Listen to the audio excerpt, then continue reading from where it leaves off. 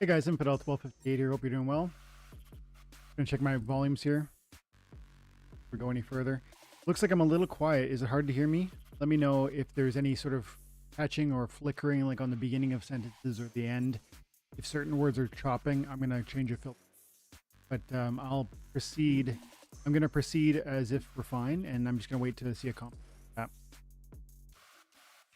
And these filters on OBS, I don't know how many of you are familiar with OBS. You know, recording, doing anything like this. Maybe some of you are. It's so finicky. Like the filters are, they're so, there's ways to dial them in. Like you can, how many decibels will it pick me up? How many decibels will it drop? Will it stop recording? And you know, these are, if you master them and you like know a lot about sound production, like you can really dial things in. But that's not my world.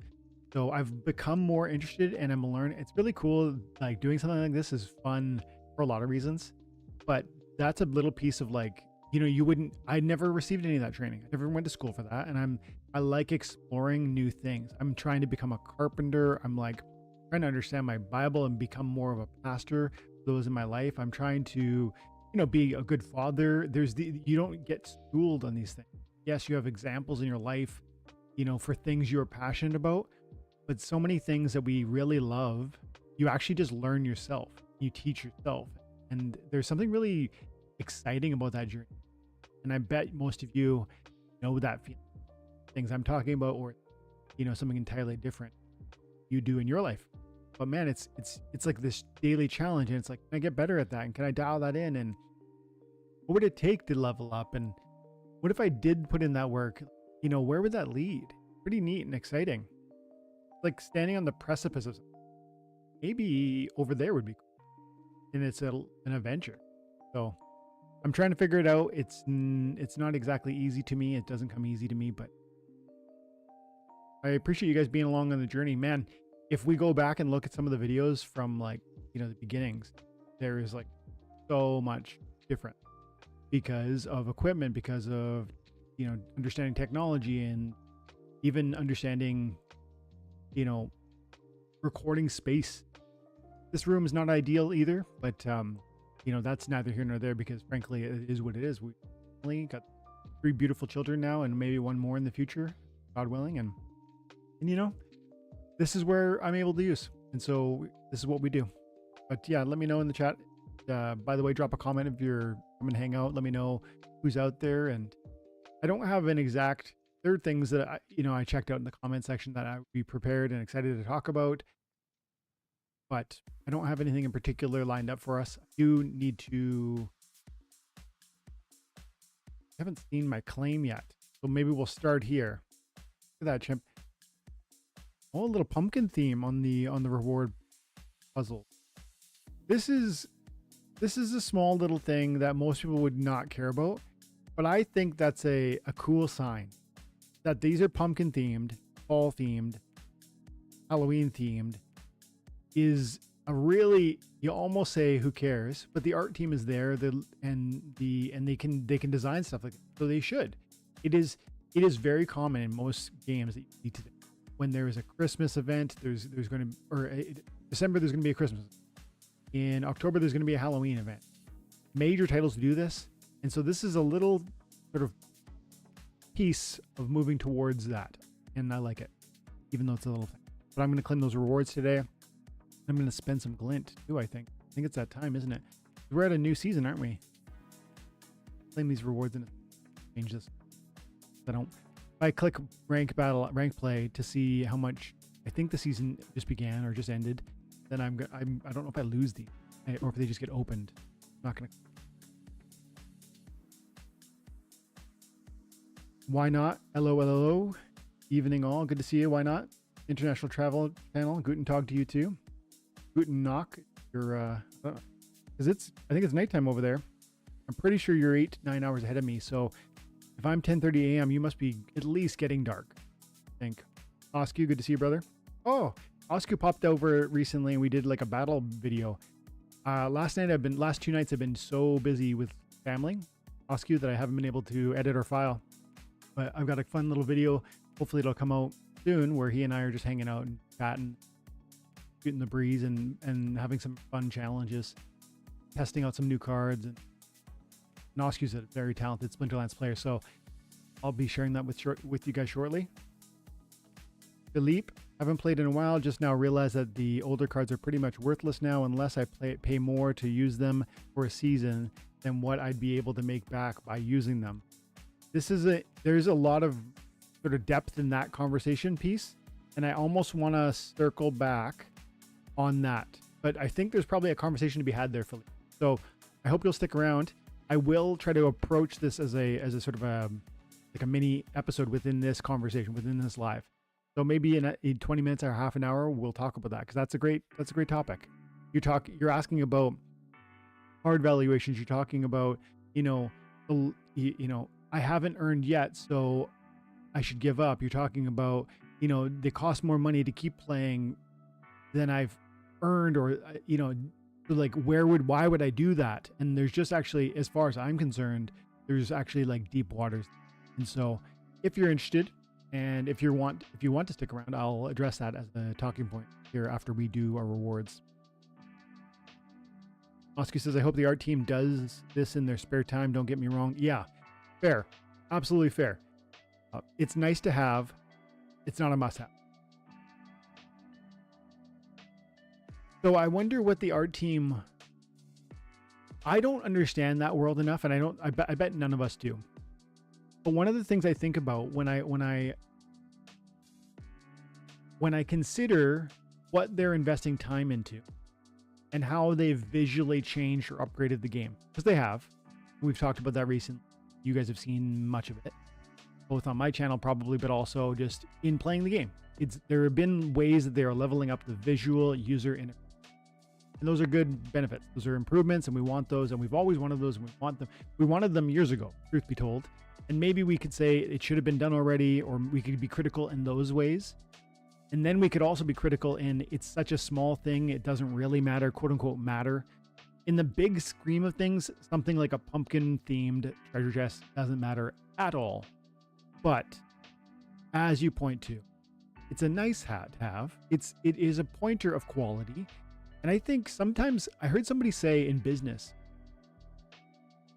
I forget who told this story, and it might have just been a joke or something, but I think this rings true.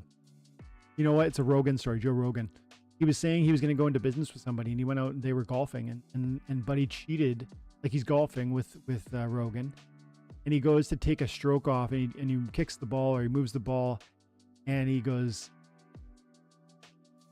the wife noticed it, said later, like, did you see that? What people do with little, they often do with much.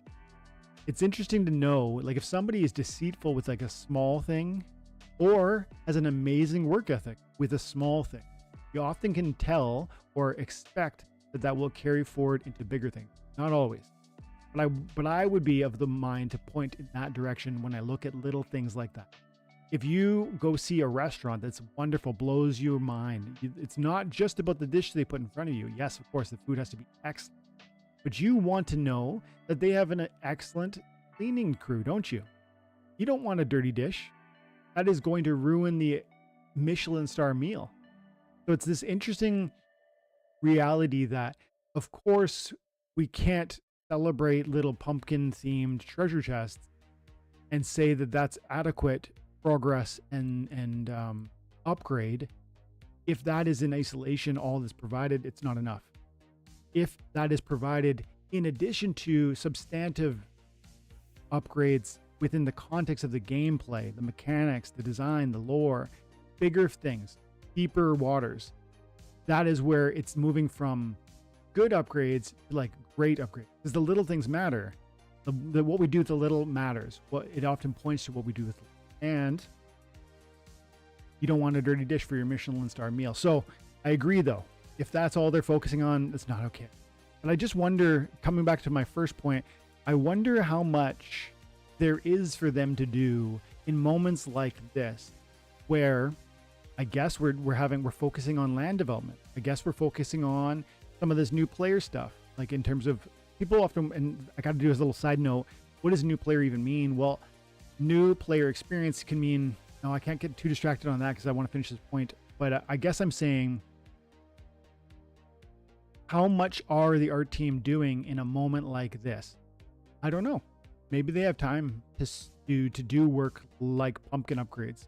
Seems trivial, but I think it points to a greater vision and intentionality towards excellence. And then maybe I will finish that idea. Now I'm done that point on the pumpkins. But what is new player experience? We've talked about this recently, like new player experience upgrades is here. I've said that. Some people said like, this is nonsense. This is not for new players. This is for, existing players or, but it's interesting that you can look at new player experience from two lights. And I don't know if we all know this. So just 1 minute on this. I think you can look at new player experience from the idea of how the game approaches addressing new players, new player experience, like the new player that comes to the game today, never played it before. How do we now frame this game and interest and catch them? But new player experience also means a player experience that is new, or how the game has changed that benefits everybody, old, new, returning, whatever. Wherever you are at on the spectrum, the joys have gotten better, or the gameplay has gotten better, or the interface has gotten better, and it is now a new player experience. And so hopefully it's both. Hopefully that umbrella term applies to both, because we want to have better hooks and stickiness for new players, and create more attractives and incentives for them to stay. And I think some of that's happening in terms of, well, I don't want to rehash all of it. I don't want to beat a dead horse. I've talked about it. I created a recent video. If you want to really see like 10 or 15 items, go see that video. It's a 15-20 minute video. And I think I did a good job of outlining what I think is really powerful. But don't feel, one thing that the critics said was, these aren't necessarily for new players. Okay, but it's part of a new player experience nonetheless. If it benefits the 5,000 people that are here, that matters. And yes, also we want it to benefit 5,000 more that are going to come tomorrow, or that are going to come this year, or that might come in the years to come, right? It's got to be both. You don't want it just to benefit a brand new person and to the detriment of an old, but you don't want it to benefit just the old and to the detriment of the new. Okay, let's get into, Paul, good to see you, pal. Thanks for popping by. Let's get into my rewards. I haven't done that yet. So we have right here some chests. This is awesome. This is part of that player experience. This matters, man. This is a huge upgrade. Moving between leagues gives you a huge benefit now that never existed before, or no, it's never existed before. You didn't get chests for just going up in level before. That's awesome.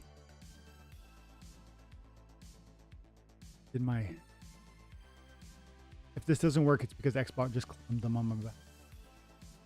You may have.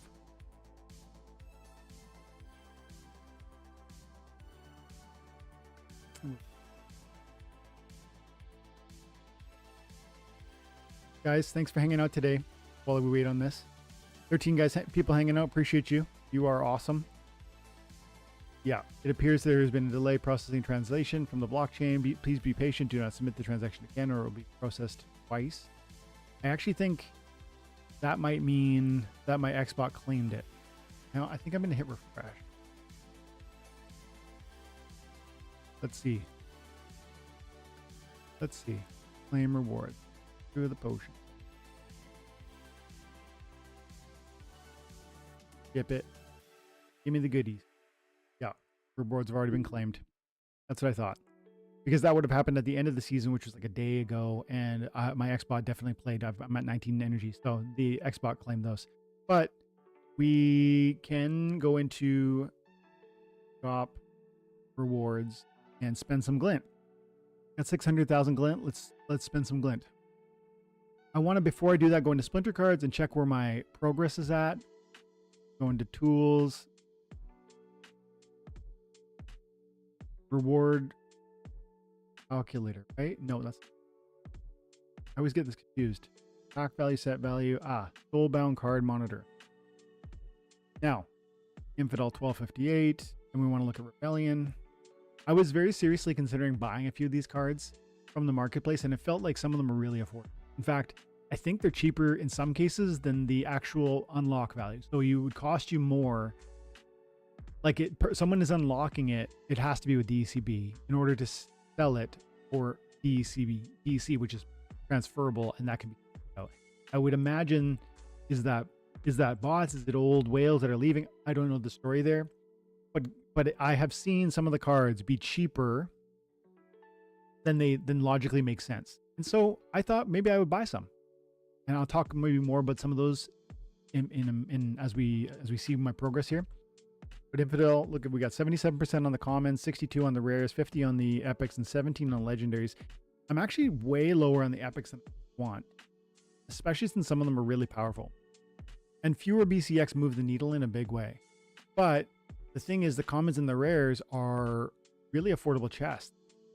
And so there's always, as I talk about in the channel so many times, there's this balance between you can't do everything. And so how do you stretch your dollar to maximum efficiency? If I can get 400 BCX, I think it's 400 chests for 60,000 glint. I think that's what it is. We'll see in a minute. That is in some ways more enticing than, I think, is it 30 legendaries, right? Or is it 50 of the epics that you're able to buy? I forget now. But, and sure, you know, you need 400 commons to max that out. But still, the cost reward return is a calculation that in my mind points toward commons and rares in terms of the greatest reward for the shortest time. Then you separately have to look at which rarity is the most powerful, because it's not just which one is the cheapest. I think commons are the cheapest, but then which one is the most powerful? Probably the epics, but there are some amazing rares and commons.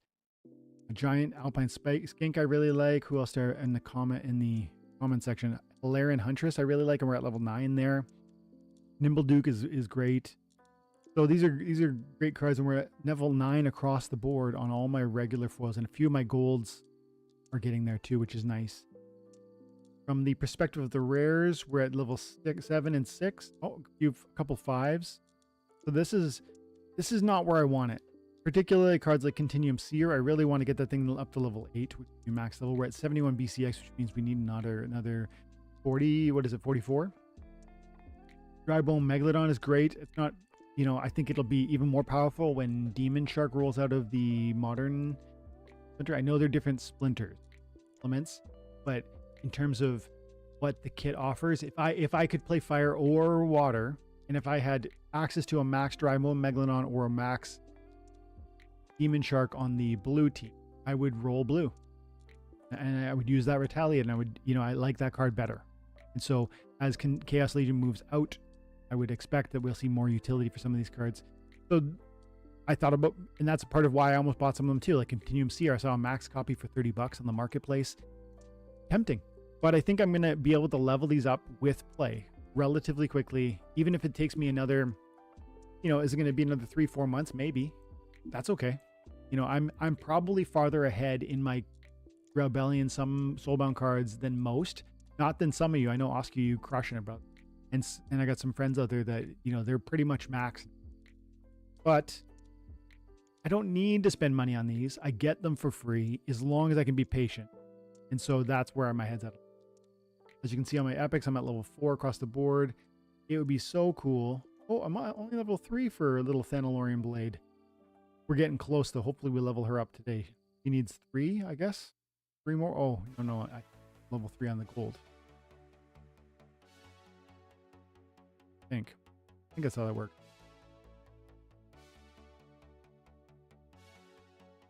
Is that telling me I'm 3 away from the next level? I don't know. That's okay. Yeah, let's spend some money. Legendaries, of course. Some of these I've started to recognize a bit more value in, like Griftsea. And now that I have Lorcus, Griftsea only has 1 melee damage at the lowest level, maybe 2 at the highest level, if I remember correctly. But then Lorcus will drop 1 more melee damage on him. And for 1 mana, that's pretty awesome. But, and I also like Warborn Chieftain, and I also like, one of these is an opportunity. Maybe it's really drawn. And then this one's like a little mini tank with the taunt, which is cool, with a 4 mana. And then Chaos Battle Mage is crazy with the self-revive, the Divine Shield, and the Redemption. Like, that kit is so synergistic. So I'm starting to come around on the legendaries, but in part, that's not because I'm recognizing a new power and utility. It's because I'm starting to satisfy a certain itch that I've had with respect to commons and rares and epics. Not that I'm fully done with that, but I'm getting more to a place where I'm satisfied with those power levels. And yet my legendaries are at 17%. So with all that said, that's a bit of the framework for one, where I'm at, two, how I'm thinking about it. And so now let's spend some money. And I think we're definitely gonna focus on I'm gonna buy the cheap ones, the commons for sure. Max is much for the max. I might go one full set of commons, one full set of rares, one full set of epics, and then that might be 600,000 after I do both of the draws in the chest. But let's find out together. So I can do 300 of these. See, 300 of those, 60,000 glint. To me, that feels free. Like, that is so dirt cheap in my mind in terms of what you're receiving for the cost. So let's start there. And somebody was saying to me, and it was in the comment section, I think it was Bananas, talking about the just reiterating a point that I've made around. I'm going to hit reveal all and keep talking. If I see something crazy, I'll stop. I guess, how crazy could it be? A gold foil common. I guess the point that Bananas was making was around merits and potion. And especially now that we think you're receiving more rewards, right? I talked about, and even at the lowest levels now, the amount of glint you're receiving per win translates to something like 5 cards per day if you're playing all your matches. And if that's the case, then you want potions and well, you should always want merits, because gladiators are so awesome. Especially now that the Soulbound Chaos Legion reward summoners allow you to play them in rank. So that's one argument. I don't even feel like there is an argument there. Yes, gladiators are amazing. Merits are therefore amazing. Get into a guild. Join a guild. Time and Attention is looking for people. So go ahead and follow the Discord if you want to, if you're interested. But the potions are often, at least historically, have been super ignored, overlooked, even like hated. People say things like, "Oh, it's so stupid. I hate getting potions. It's such a ripoff. I want cards. I want these things that matter." Well, I mean, they give you a significant, I think it's a 2 or 5% bonus opportunity on those respective buffs, right? Either a legendary or a gold foil. And you're now, as a player at every level, receiving more chests that can use the potion. Historically, maybe it was frustrating for a bronze or a silver level player who wasn't going to get as many chests as a diamond or a champ to receive a lot of potions. How are you going to use them? Unless you're spending huge dollars on packs, you weren't necessarily even ever being able to activate. But I think now that's not so much the case. So do you want potions over cards? No, of course. You want like that amazing overpowered card. But I think gone are the days where we have to look at potions as if they are like a discipline. They are a piece of the reward picture that is definitely helping. And if we have the right mindset around that, I think if we have the honest mindset around that, we're going to be, that's nice. How's he in there? You know what I mean? Like the honest mindset in my mind is it's a substantial reward. It's not as good as everything you want. It's not as good as the gold foil legendary, but it might help you get that. Okay, so that was a good little comment test. I love seeing the epic in there with the minor. Let's hit the majors. 150. These are my favorite reward in the game. This one right here. Even more than ultimate chests, even more than minor chests, even more than the draws. Yes, the insurance of knowing I'm getting epics is cool, but the number of units you get for the price point that you pay, so awesome. If I could only afford, in fact, probably moving into next season, I won't be able to afford this big splurge every season. This season has been special because I still had carryover glint from past, but I'm earning about 200,000 glint or ish per season. And so moving forward, my reward structure will be more like this, 150 of these rares. And that's probably what I would spend it on, even more than a particular card draw, because the card draw, while it's exciting in its own way, it doesn't have the same flexibility. Like energy is helpful, merits are helpful, potions are helpful. And then this might drop a legendary. This might drop a legendary gold foil or an epic gold foil. That's more. 150. I'm gonna hit reveal all again, but I'm tempted to just go a little slower. No, you know what? Let's hit it. But I'm gonna pay attention this time.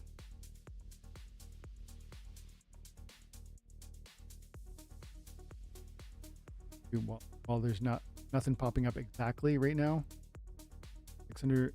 Oscar's getting 600,000 glint per season. Good for you, brother. Good for you. Definitely not my story. Oh, look at that! Look at that! Let's go! Ooh. That was a gold foil. Let's go. See? Oh, let's go. Nice. Nimble Duke. I turned away to check the chat for a second, and I came back right in time for that gold foil. Oh, I got 5 of the Continuum Seer. That might be enough to at least get a level 4 or 5 or whatever was in there. And that was the good. That was the... I gotta scroll up. I think that was the gold foil. That was the legendary that I was the most excited about.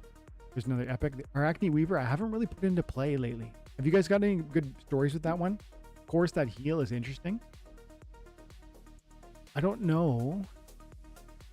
I haven't found a niche for that one yet. Maybe it's because mine's not leveled up enough.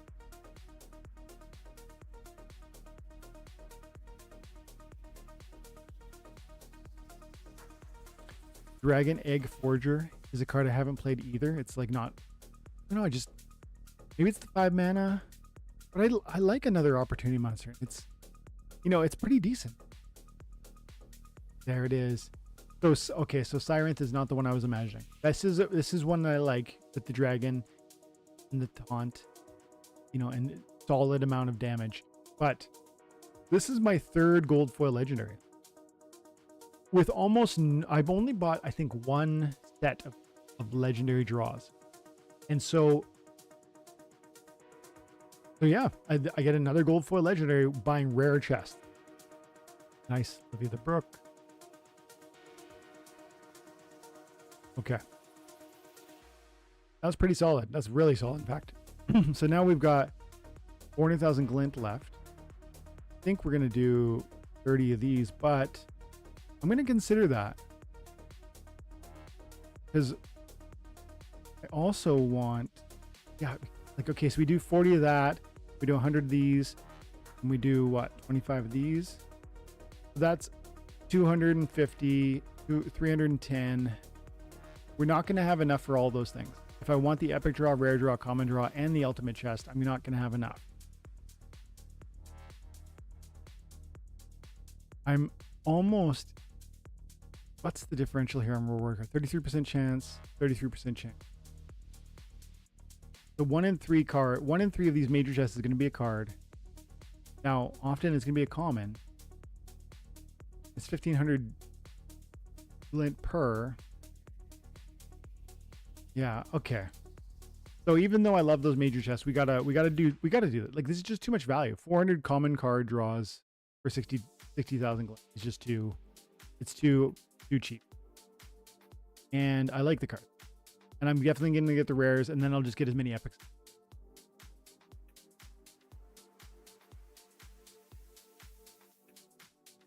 Weaver is single-handedly healing the death team for several rounds. It's an amazing card. Combine him with Lorcus, amazing. Interesting. I guess so, right? Because Weaver does the magic damage. Yeah, I would. And the essentially the self cripple that Weaver would be doing to your team is largely, it's cost versus reward. Of course, you don't want to take away one of your max health from every one of your monsters, but in situations, whether it's high mana cap where you can build a team with lots of hit points, or whether it's a team that has equalized hearts because of the rule set, I could see great value in it. I personally haven't utilized it in a substantial way yet. Oscar also said I'm only needing max half. I'm only needing to max half of my epic. Just finish commons and the rare soulbounds. See, some people are already like out the gate. Some people are just done. Like, it's like a sprint to the finish and they're there. Maybe it's because, buying energy along the way. Maybe it's because they saved up a lot of glint. I know some people sold a lot of their prior soulbounds, and that gave glint. But yeah, man, it's worth it. These are powerful cards. They're impacting the game today. They are adjusting the meta. They are also creating more entertainment, and that's part of why we like the game, right? It's the freshness that comes when we see new card issue. Because yes, New card issuance is problematic in some ways because it's frustrating because you can't have everything. There's also that piece about it's creating new life into the gameplay. It's creating new, you know, gameplay mechanics. How do I interpret and utilize these tools? That toolkit can be effectively used or less effectively used, and if the person who navigates that path or those paths most quickly and I guess optimally is going to get that increased SPS return. And maybe it's days or weeks before others start to sort of see him copy, right? And Mark says that the dragon card at max level is really good. Dragon egg forger, I'm sure it is. Okay, let's finish these other rewards. I'm going to talk a little bit through these ones too again because you know, I'm more interested in how the percentages end up here than the cards themselves. Of course, I would love to see all gold across the board here, but you know, frankly, I know I'm getting 400, not like blown away by a legend.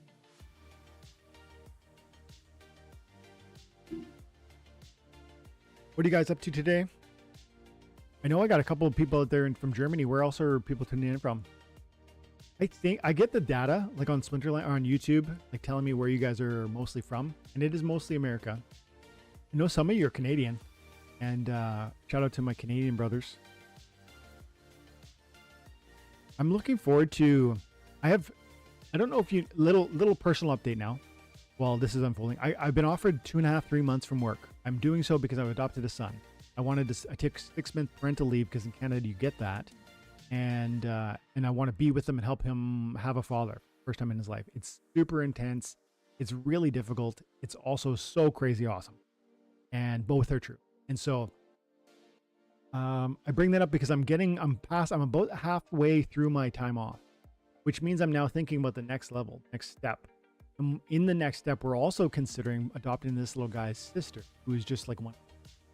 And so that would be another level up to like building out the Cunningham family.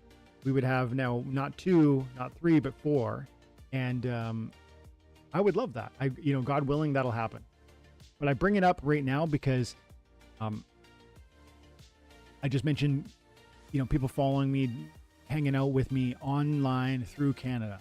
And I know people are in Alberta. I know some of you guys.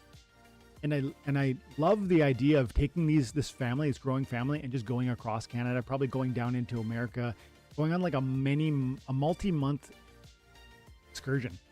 And so it's not related to Splinterlands, but I know you guys there are questions in the chat. You guys show support for me and the family, ask how are things. That's a bit about where we're at. This moment is hard. It's also amazing. And a bit about the future. We have some plans around, like, we may be adopting a little girl, and that would be our 4th. And then we may be going on a big adventure with that new family. And, you know, in my vision would be like, it would be a many month sort of tour of the continent. I've never done it before. I love road tripping. My wife loves it. We have a big pop-up camper, and yeah, I think it would be a beautiful adventure that the kids would remember for the rest of their lives. And that might be a sort of, I imagine it would represent an opportunity to forge real connections, like 24/7 together. Is that going to be hard? Yeah, it's going to be hard. But in the way that you can't when you're tuned into work and you're tuned into, you're into different worlds, right?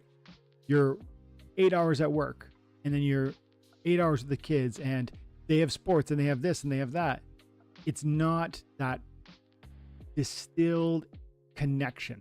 And especially because 2 of them in this possible future would be new, adopted.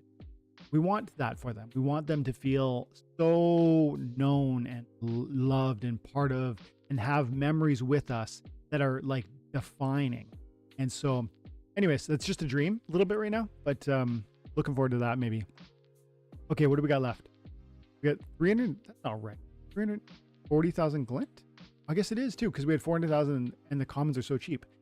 Okay, let's quickly rethink this, because 185,000 would leave me with 80,000. And then I could just get like whatever commons maybe is the play. I think that's the play. Ugh, I'm torn. So it's 20 to get 25 epic is 180. But then I could get 30 ultimate chests. No, you know, the ultimate chests are not worth it. Not in the same way. It's a bit about chasing the jackpot, which is cool. But I think I would rather just like the, you know, want the real deal. Or I go 150 over here. Huh. Like, this to me is a real question. 150 major chests for 225,000 glint, or 30 ultimate chests for like 135,000. You're like at 60% of the cost to get 30 chests. I say I would pay double is what I'm saying. I would probably do this before I bought 30. Regardless, I need my rares. Let's do that. A reasonable price. There's some amazing.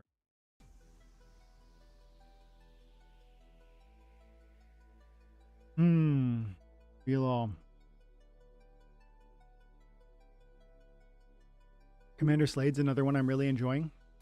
I'm just starting to enjoy. I'm starting to understand. I'm starting to implement. What are the rares that you guys are loving? Killian Legionary 2 is another I'm really starting to put in the play more regularly. A Goldfoot Legionary right there. More Legionaries. Some I don't see. Like, I don't see Yanni Rebel. I don't get it. Even at the higher levels. I know it's got a good magic damage output. I know it's got a bigger hit points. I know it's got, but like Inspire is not synergistic with the magic approach. And then the flank, which is interesting because you want certain monsters in the second spot to attack from the second spot. That's cool. But you are not at all like a resilient tank. And so you're this like little, I consider this a very vulnerable card, even though I think it has 8 or 9 hit points at the top. It's not anything unless it has shield or void or, you know, void armor, or there has to be some sort of resilience, or I'm super wary of putting it in the first spot. And therefore Yanni Rebel to me is a bit of a, I don't care about it, at least. Whether it, of course I want it because I want all of them and you need options in every context. And as much as I don't like Yanni Rebel, if I was playing a magic only rule set, of course I'm playing Yanni Rebel. If I was playing a back to basics rule set, I'm gonna look at this depending on mana opportunity, depending on elements that are. So there's ways and moments where everything works, but I'm saying if it was like a normal game with no sort of rule modifiers, this is not a card I would go reaching for. You know, I don't see the hit synergy, whereas with some you do, like Drybone Megalodon. Nothing crazy there. Close that out. And finish it off with however many epics we can get. We can get a full kit, can't we? Nice. 25 epics or 150 chests. Do it. Give me the energy and the merits. Let's go. That was a last minute audible. That gold foil legendary just gave me that taste, that little now we got to go for another round. We'll have it. Honestly, I like those merits make me smile. We got to open the glad packs too after. What would you guys do there? 250,000 glint. Are you buying 150, your second batch of 150 rare chests? Or are you going those 25 epics? I know it depends on what cards you've already got, but to me, this could be any card. Like, I could get a legendary go full right there. And every one of these energy, by the way, is more glint next time. And these merits matter. Come on, give me something juicy. Give me that. Give me what I want. Give it to me right now. The legendary gold foil. I want to see it. Oh, shut up. Shut up. Okay, I thought it was Goldie. I thought it was a Goldie. That would have been so bananas right at the end. To be like, give me that legendary gold foil right there. I thought it was gold because of the legendary shimmer. But of course, that's just the legendary shimmer. Still, awesome. Endless Gibbon, right? Whatever. This is one of my gold foil. I do have this card in a gold, which I don't care about, but I have, and that's cool. So now we have 40,000 glint left. We're going to just sit on that. We'll throw that in the next month's pile. We got to go to two things. We got to go to guild shop, open them all of the cases. And then we got to check out actually, splinter cards. I'm going to duplicate this window before I buy any glad cases. And I'm going to look at my guild data. My Gladius case data.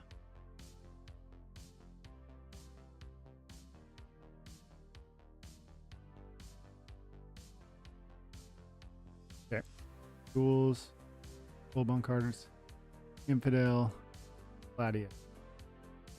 Pull this up, and then I know I have a correct search. We're at 50, 58, 75, 55, and 47. Here I'm going to buy the cases. Is that 36? 37? 37. We're like 10 away from another, but that's okay. 37. Okay, with merits. Go. I'm doing this like every season. 30, 40 chests every season. I love that. I'm finally seeing progress. It's been years in the making, but I'm finally seeing progress with respect to my Gladius. I've been in a high level guild for a long while, and it just hasn't, those numbers haven't moved. Couple of reflector packs hiding in there.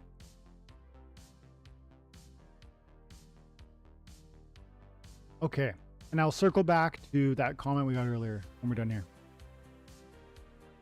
But first we got to focus fire on this guy. Ooh, love helmet. Ooh, love Katrelba. Bertrall is getting juicy for me too. It's at a highest level that the level it's at now is like definitely interesting. Ajax Lightfoot I play a lot now because it's now I think at 4 damage and it has dodge and bloodlust. In the 4 mana, it fits in so well with the life team. Love the Isgald, the 14s. I don't know if that's gonna be. I don't know if anything is like on the cusp of coming up. Come on. Okay, love that card, and I don't have it maxed. That's great. Not the one I was hoping for, but I like it. Gorth is one I don't ever play. Let's go, another legendary. Yeah, here we go. Definitely never play her. You know, I use this art sometimes on my thumbnails.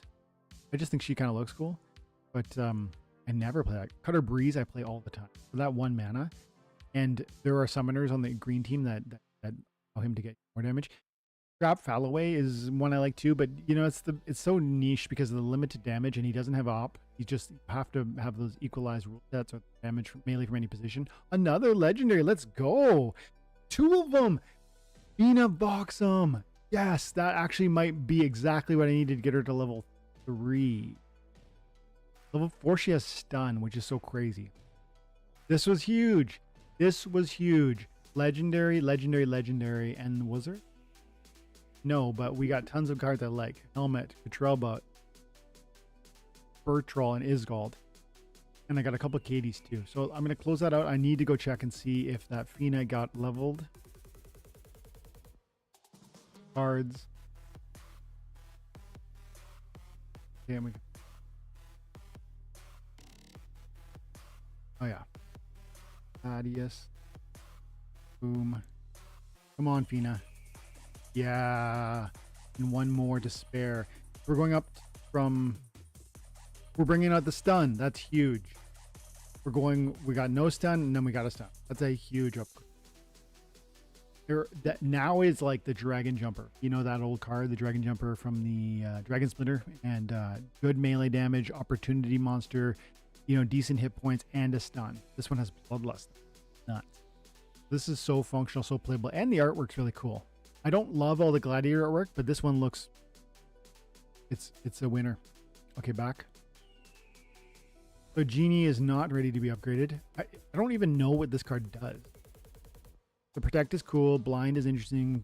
Silence would be cool. And the Resurrect. Dude, if I get the full, I would definitely roll that card.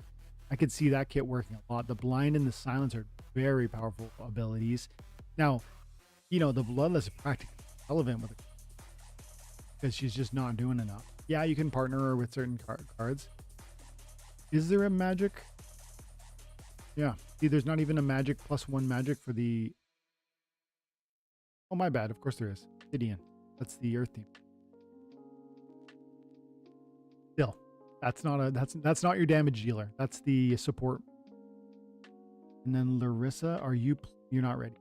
You can tell by the green line that she is like perfectly leveled. If the green line is like right there, you know you're like really close to being leveled. So we're 5 away or 4 more away. This one gets to the blast would be, wouldn't it? This is just a bit too slow, but you know, in reverse speeds, it's a solid card. I'm just gonna back out of legendaries and go punch them. Make it happen. So all my Gladius cards just level.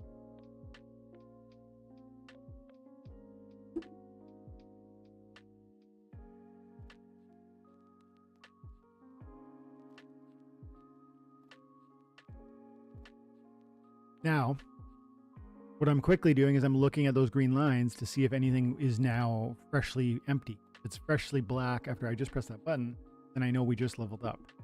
Bertrall is in the middle, so it didn't just level. Catrell was in the middle, it didn't just level. Level 9 is a long way away for both those cards. But look at this, for 2 mana you get the poison. Thing is, I never play Bertrall Grobson because I always play Catrell Grobson. Like, Big Sister is just the beast. Captain Katie got leveled recently to get that Divine Shield, which is crazy. Nope, I guess that's it. Nothing else for today anyways. But that's amazing. What a great reward structure. I love that. I'm satisfied with those.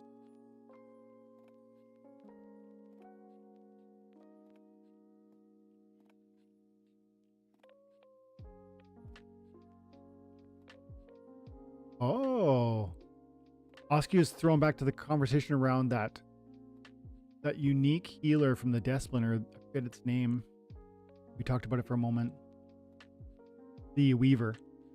And it has that like toxic self-heal for the whole team. 70% of their hit points get refreshed. And he makes the point that he's right about, yeah, if you use Lorcus and you put Life Leech on your main tank and maybe your reach tank from the second spot, because you get 2 of them, I think. Yeah, you do with Lorcus. Then you could imagine that Weaver is going to be, yes, chip damaging his own players with the quote-unquote, like a cripple. Essentially, you're losing 1 hit point, but then those life leechers are bumping themselves up by 2 or 3 hit points every round, and the 70% heal is more than paid. You're right, man. That's a great play. I'm gonna look for that. Paul, check Town Hall Room on Discord. Big news coming today. It seems based on Matt's responses. Ooh. Gee, hey Dwayne, been a while since I've been in the loop. I bought some Rebellion, but never really played till the last couple weeks. Man, I remember sitting at Splinterfest looking at the release of the new frames. Yeah, dude, the new frames, remember? They looked so good. And even the Rebellion cards, I remember them revealing them at Splinterfest. With the background that they now have. I love that new background. It looks like a totally new card. It looks so much more modern. Now, it's interesting because like in probably 2 or 3 years, we're going to look back at Rebellion and say it looks so old because it isn't this detailed background, but it's such a fresh new angle from where we've been before that I love it right now. And I look forward to the next iteration and the next sort of creative angle. It's interesting with any creative endeavor, how, you know, you're only as good as like your last creation. Everyone's like, what have you done for me? Yeah, those are cool. What have you done for me lately? The next, we're talking about a mini set. I hope we're not going to. But then what will the next set look? How will that innovate on sort of design and look and utility? Because remember, the card is very functional. Like I was pointing to with those Gladius cards, the green bar indicates how far we are within any given level. There is mana and damage output and hit points and armor, and all this data and information is revealed on a card, and it's got to be done in a thoughtful manner, space conscious, maximizing functionality and usefulness, all while being beautiful. And some of these cards do that well and some of them don't. You know, if we're being honest, some of these older cards, and the team knows that, but the team wasn't the team that they are now. And so you see this progression, and there's like this classic, almost quaint, there's this interesting sort of, you know, I don't know what I want to say there. It's just like, it reflects the old game. There's a bit of history there, and I like that. And this is the Splinter Storm game, which I bought. Look at the default. I don't even remember what the default looks like. Splinter Storm was a in sale that they, see, that looks like a 1980s kid cartoon. That's like a villain that's a villain that He-Man's about to punch. Splinter Storm looks better. But yeah, every iteration is cool, and there's an interesting new progression. And I remember the Rebellion skins being revealed too. You haven't played since then, eh? I think the new Rebellion cards are fun. I think the gameplay is more fun than it ever has been. I'm playing the game more than I ever have.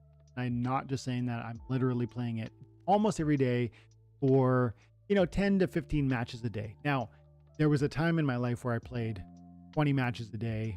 No, there isn't ever a time. When back in the day I played multiple accounts, but all I had to do was play 5 or 6 matches per team, per account, and I would get my daily rewards and I'd quit. Now I'm playing like 15 to 20 matches most days.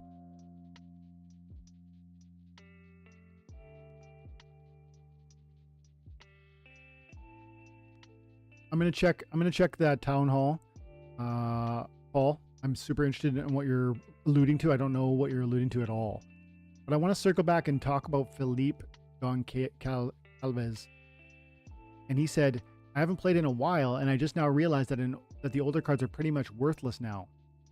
Unless I pay more to use them for a season than what I'll be able to make back on using them. Yeah.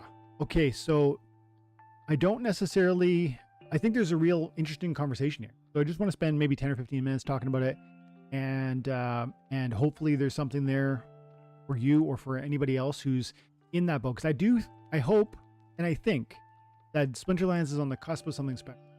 And I say that because crypto bull market, Bitcoin 68,000 right now, that's exciting. I don't know where this is going to go, and I don't want to give advice.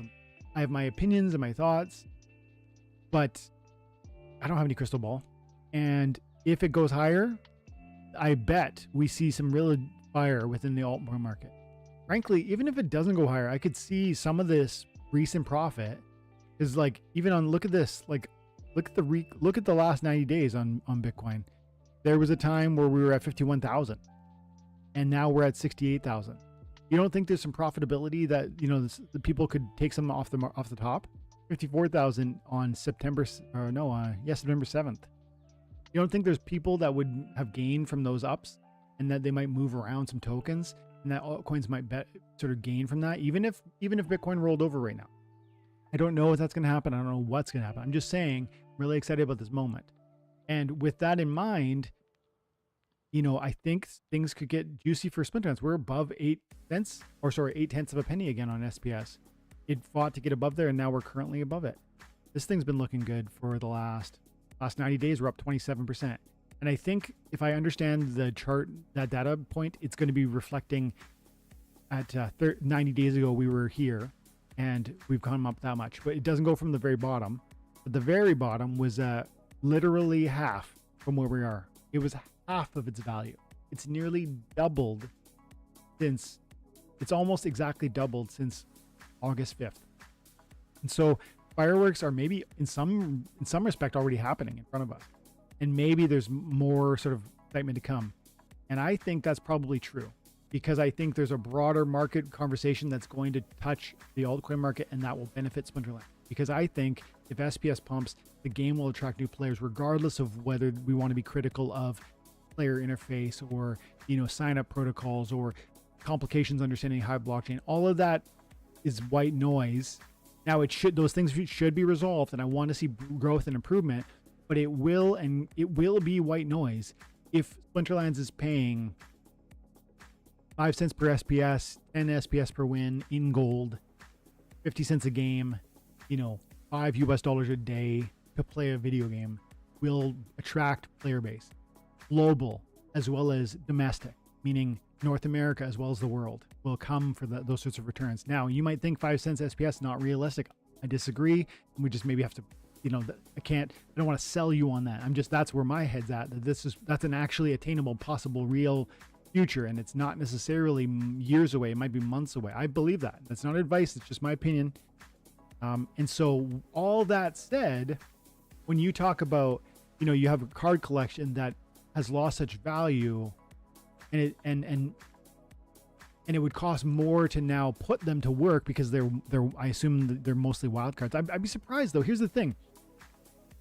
Quick side note: if you have cards that are you probably came in at a moment when cards were really high. That's what I think I'm hearing when I read your comment. And if that's the case, that means you came in 2021 when the Chaos Legion set was exploding. And if that's the case, that means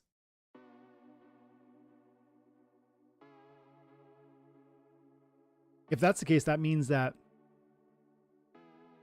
you have chaos cards. And if you have chaos cards, then you're playable in modern. And so what you're actually saying is, I need to turn on a bot because I don't want to play it, and the bot costs too much because I have to buy a wild pass. And I don't want to buy a wild pass. I don't want to rent any more cards, and I don't want to buy any new cards. And I just want to get some value for what I already purchased. And so, big problem. And this is where I'll finish. It's not meant to be a criticism, but I hope it's heard in the light that it's meant, which is, this is advice to anybody playing blockchain-based video gaming, whether it's Splinterlands or anything else. When we talk about sort of the opportunity within a game, we have to know that those who are going to gain maximally are those that are committed to investing their time and attention. It's going to be a combination of the money you put in as well as the time you invest. And there is no other way. You can throw more money at it and less time, or you can throw more time at it and less money, or a combination of money and time are necessary. Period. And so, for someone, again, no, like, not intended to be snarky or confrontational, but just Philippe, straight talk. If you were here playing for the last 3 years while the bear market was unfolding, you would have earned more cards for free, soulbound reward cards that are playable in modern. Chaos Legion ones that would be leveled up, probably maxed out, or at least halfway. Even if you're a Silver League player, you would have a substantial, soulbound rewards set that would be powerfully impacting your modern league play. Why is that important? Because your modern league play is, one, paying out higher returns, and two, playable by you without a perma pack. And so my point is, when we disappear for years and we come back to the assets, we go like, why aren't I can't get what I want out of it? Well, getting what you want out of it is actually this long investment, not of days, weeks, months, but of multiple years in a system and in an ecosystem that you believe in across time. If this is going to reward you meaningfully, it's going to do so in trivial ways. And those trivial rewards have to be accumulated and stacked with your time and effort in a way that is future focused, that today those rewards are going to be minimal, inconsequential, and yet the broader, bigger picture is going to mean that they're going to be substantive and meaningful, desirable and powerful and effective. And from that place, it's a totally different perspective. So to come in 2024, when things start looking exciting, is unfortunately the exact wrong play. And I know that sounds like maybe I'm just pouring salt in the wound. I'm just trying to speak to those who might move into the next bear market and do that same mistake. Because it's honestly, you're past that moment where you could erase this problem, because you had the opportunity for 3 years to earn those soul bounds and to unlock that meaningful but seemingly inconsequential reward. That trivial daily reward was there. You didn't take it. And now you want to come back and receive reward today. Well, the same statement that I said earlier is true for you. You either put in time or money, or both. And you can put in more money or more time, but you need one or the other, or both. And some people have been here for 3 years putting in time every day, earning soulbound reward cards that let them win in modern, that let them receive meaningful rewards. You didn't, or you would be able to play in modern today and have great success. But if you want to show up in 2024 before a bull market seems to be, in my opinion, again, opinion, not fact, I don't know, seems to be on the precipice of unfolding within Splinterlands, then you're late to the game and you missed the time opportunity. Now your only option left is going to be that money side. And I'm not saying you should go deep. I'm not saying chase it. I'm not saying, right? Like I just said earlier, SPS has doubled in the last, I think it was September 7th. So we're like a month and a week or whatever, and it's doubled. And so that's a huge green candle. And I'm not saying go deep, jump in, like you're missing it. This is not a sales pitch. I'm just saying when we bring this idea of, it would cost me too much to play. And there's almost this like intrinsic criticism of the game not providing significant and substantive rewards. I have to push back and say, no, it offered rewards that were daily and trivial, but consequential across time. And you're not acknowledging that within the tone or the conversation you're starting. And so for any who would listen both now and they feel like they haven't received the rewards they expected or desired, one, that can be possible because you get this retroactive raise based on what you received over the last 2-3 years of play. Those soulbound rewards, while cheap today, might be more expensive. They will be, in my opinion, more expensive when the unlock costs, when they stop being unlockable, for instance, or when the unlock costs go up. And so there's this pathway to believing or expecting that there might be greater growth for those assets you already accumulated. But the question lingers, did you accumulate them when you could? Some, like Philippe, didn't. And now they are like, well, maybe I'm still interested. I don't know. Now is just not the time to be asking that question. And so if you believe in Splinterlands, you make your bed and you lie and you commit across a long time horizon, not days, weeks, months for this massive green candle, but across years, because you believe that fundamentally there's something revolutionary about a blockchain-based video gaming providing reward for its time, the time and effort that's invested. You might say we're never going to see it, because that's a separate conversation. Even now, you might say, sure, Dwayne, it's doubled. SPS has doubled in the last 30 days. Who cares? That's inconsequential. It's not substantial. It's never going to go higher. The game is, quote unquote, dead or going to die. We don't share the same world. Like I'm not speaking to you. I'm talking to the guy who gets it, but maybe he's just showing up now, or who in the next bear market is going to think back to this moment maybe and go, this is my time for doubling down. Not through money, but through time and enjoyment. Just enjoy the process and find where that goes. Find where that leads you. That pathway is going to be a place of multiplication and maybe significant financial growth. That's always been the story I've been trying to share. And even in the last bull market, I remember talking about how in the bear market, many of you will disappear and then you'll come back in the bull market. And again, Philippe, I just feel like I'm piling on. I'm not trying to, dude, for real. I'm trying to be helpful.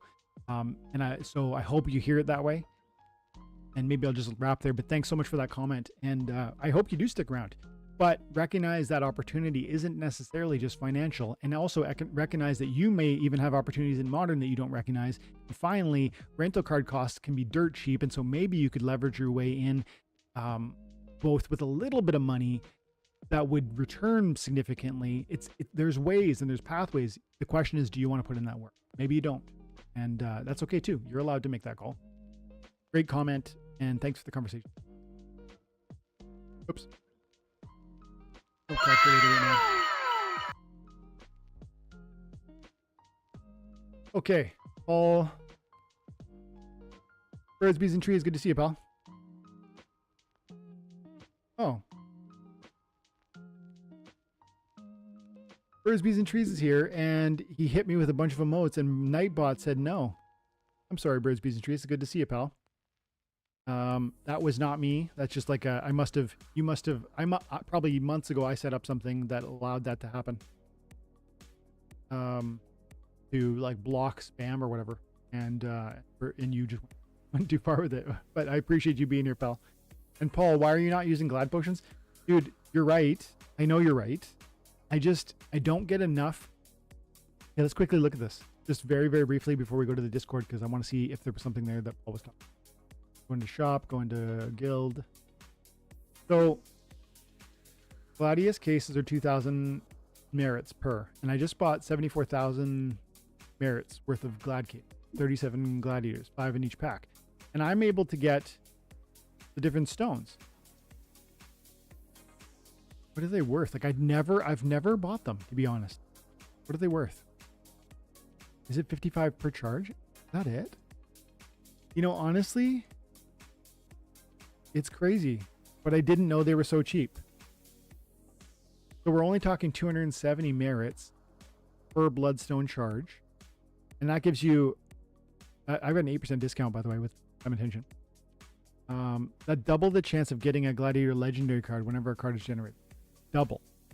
And I think it's 2% going to 4%. And some people might think that's inconsequential. I go, wow, you're doubling it? Yeah.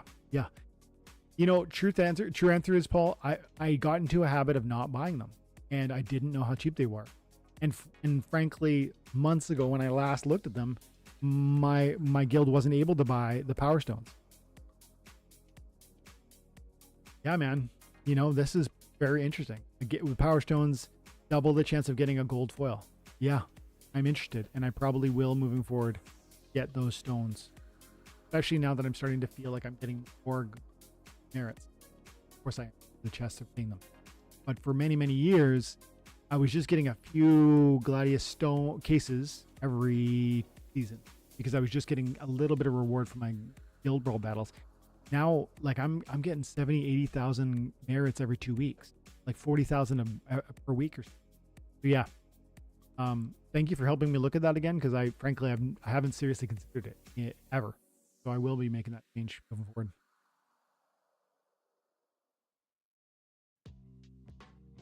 There he is. Birds, Bees, and Trees. Good to see you too, pal. Dude, I remember meeting Birds, Bees, and Trees through the Twitch, through the Splinterlands TV. And you were always supporting all the different channels and hanging out all the time and talking Splinterlands all the time. And even to this day, I still see you, but now on YouTube. And so I appreciate, every time I notice your name in different live chats with different, community members, I always remember that fondly. You've always been kind and warm and friendly. Thank you. You're awesome. Red X, I'm just listening to Like Mine stream, baby. Let's go 12. Absolutely, brother. Absolutely. You gotta, I love what I just was able to say in that conversation around, because I'm actually passionate about the vision I just tried to share. And I hope I communicated it in a way that you guys resonate with. I think I probably did. Seems like Red X believes it. But I want to say just so many times that I think there's something special about this game. I think there's something revolutionary about what blockchain brings to video gaming. I think Splinterlands captures something unique and worth our attention. And what's more, it's fun. It's fun and rewarding. I believe those things. Maybe you don't. But if you believe those things, and then you go one step further and you say, and by the way, I think it probably has a future. Wow, hold on. It's fun, it's rewarding, and you think it has a future? Now that's a conversation each of us has for ourselves. You cannot accept my word for it, but look at the facts and sort of the fundamentals of the game and its growth, or the team and their direction, or the town halls and the vision that is being shared, or whatever factors you want to weigh. But you can literally bring scales to this conversation and be like, yeah, okay, I'm more confident than unconfident. I'm more sure than uncertain with respect to the future probability of success for Splinterlands. And within that context, I'm willing to walk this journey and invest my time and attention. That is literally the biggest part you can give. Yes, if you have millions of dollars and you throw it at the card assets, yeah, that's gonna, that's gonna change the scope of the potential for your success, for sure. But there's fun and there's opportunity even as the lowest league levels. And we have channels on YouTube that will speak to that. Gathering the Magic is a friend of mine, and he covers it well. Somebody recently said, with respect to Gathering the Magic, he puts money into his no money account. So he has a $10 account that he bought with $10, and he doesn't put any other money into it. And that's something I'm excited about, because it speaks to some of the new players who want to know what's possible in Splinterlands. The deck he's got is pretty significant. It's called Gedfear, and you can just look up the stuff for yourself, by the way, if you're interested. You go into items and then you're looking at your cards. But if I look up Gedfear, I'm going to see now he has 50,000 power, 55,000 power, and these are his cards. And somebody said, I want to quickly address this in the comments. They are upset with me every time I say he doesn't buy anything. He doesn't put any money into it. Because he takes crypto he earns from Splinterforge, which is a separate blockchain-based video game. Splinter Forge is a separate blockchain-based video game that he does extract value from and then redirect that value into Splinterlands. If you don't know this game, I don't know if I'm gonna, I'll pull it up. If you don't know this game and you've got more time than money, this might be worth your attention. He plays this game, and the battle mechanic utilizes cards that we have in Splinterlands, and you get energy or stamina that you're allowed to burn every single day, and you earn Forgium, and the Forgium can be traded for DC. And so what I'm saying is there are other assets. There are assets in Splinterlands that can earn you value from other games, and then he uses that value to buy more assets in Splinterlands. So Gedfear account is an example of a $10 account that hasn't brought in extra fiat currency. That's true, but he has brought in other value that he's earned from playing and earning within other games that use these same cards. And I would argue that's not an investment of money, but it's an investment of time and attention. And so I think it's still true to say he doesn't use outside money. I just think the earnings that are available here with Splinterlands cards, by the way, is indicative of the in-game reward. It's a different game, but they're so connected.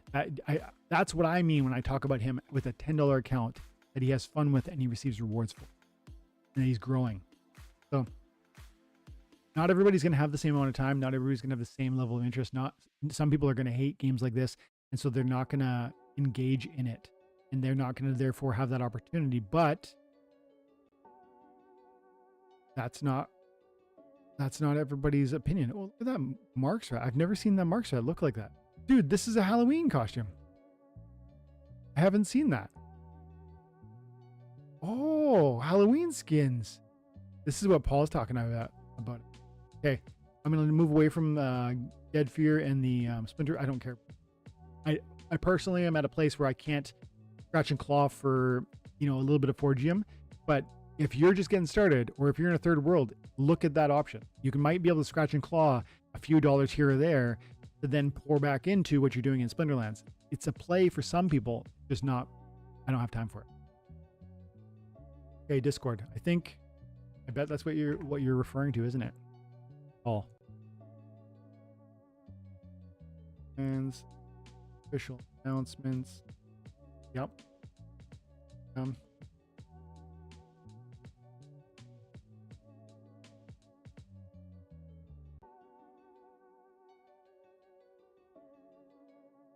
Hey, look. There's 5 new. This is not the conversation I was expecting. Let's see. Okay, well, this is not a conversation I was expecting. I was expecting to see something on Halloween skin, because I'm seeing Halloween skins. Let's open my Twelve58. These are my cards. I saw the Mark's Rat had mummy bandages, and I saw the Uraeus had the pumpkin in front of it. As I'm scrolling and talking, I'm looking at my cards and seeing if they have skins that are cool and special. I'm not seeing anything, but I may be going too quickly. I'll look up the Uraeus in a minute, just so I can be very... Oh, see there, Kelly Frendel, looking like a witch. Can you see that? Yeah, you can.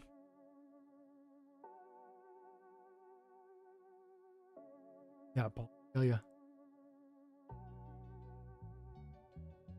Yeah, so this is scrolling back to the start of the conversation today. Is this pivotal to game success? Are a few Halloween skins going to radically transform what who Splinterlands reaches? No, man. I mean, of course not. But again, the little things matter, and they point to a broader or a deeper desire and intentionality toward excellence is not, this is something my work preaches, and I think this is really important. This cuts right to my heart. Excellence is not something you reach, it's something you do. You don't become excellent. You don't like reach the finish line with respect to excellent. It's not a thing. It's not a destination you arrive at. It's an action that you live out.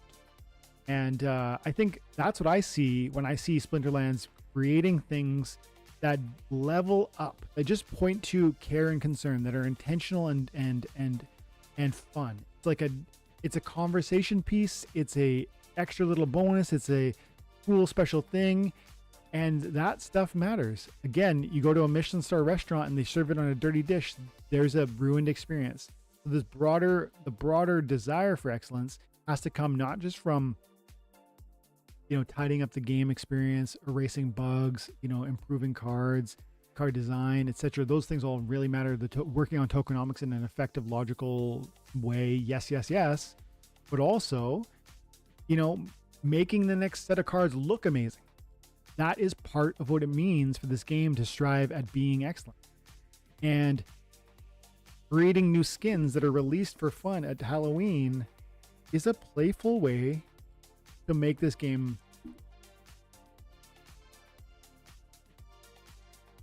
better. I think it matters like that much. It's like it is making the game better, even though it's not driving at change within the gameplay mechanic. The appearance is part of the game.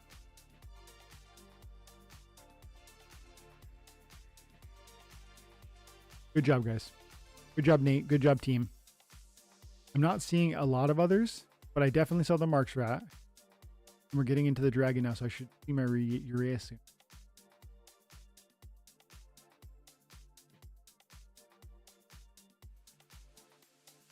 I rented a bunch of cards for my Guild Barbells, which, by the way, I have to submit ASAP. Probably as soon as I get off with you guys. I have so many cards. This is crazy. There's the Mark Shot with the mummies. That looks thick, by the way. It looks really, really good. Even the the shading and whatnot is fresh. It's awesome. Like I might use that skin if I was an option. I might use it outside of the season. And that's something that games will do too, by the way. They will give you cards that you give you skins that you unlock that are yours to keep. If you were here during 2024 Halloween, you earn and unlock and keep those. I don't know, but that is an approach that other games do.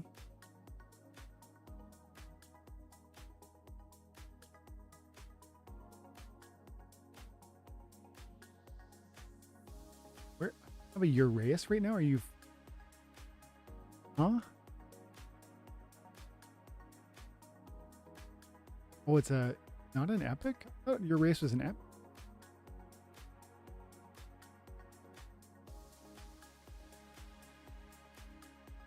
Uraeus. What do you mean? I'm not seeing it.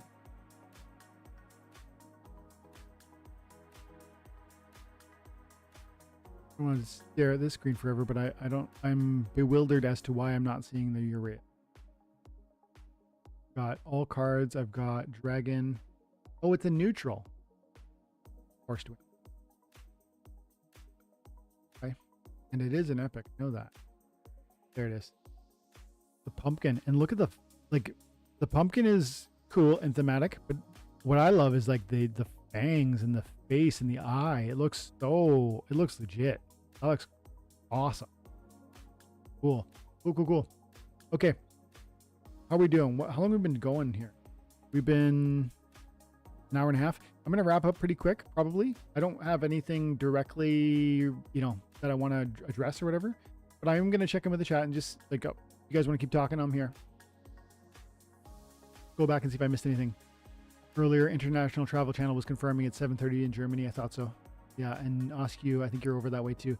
What do you think of the general league-based fee for playing in general to bring some revenue to the company? What do you think of a general league-based fee playing in general, bringing some revenue to the company? But this would require to get leagues. So we would reinstitute distinct leagues with distinct leaderboards, and probably there'd be some like element if you could choose to stay in silver That's what you used to be able to choose to stay in silver, choose to stay in gold, wherever you wanted to stay. That had some problems, and I don't think that was ideal.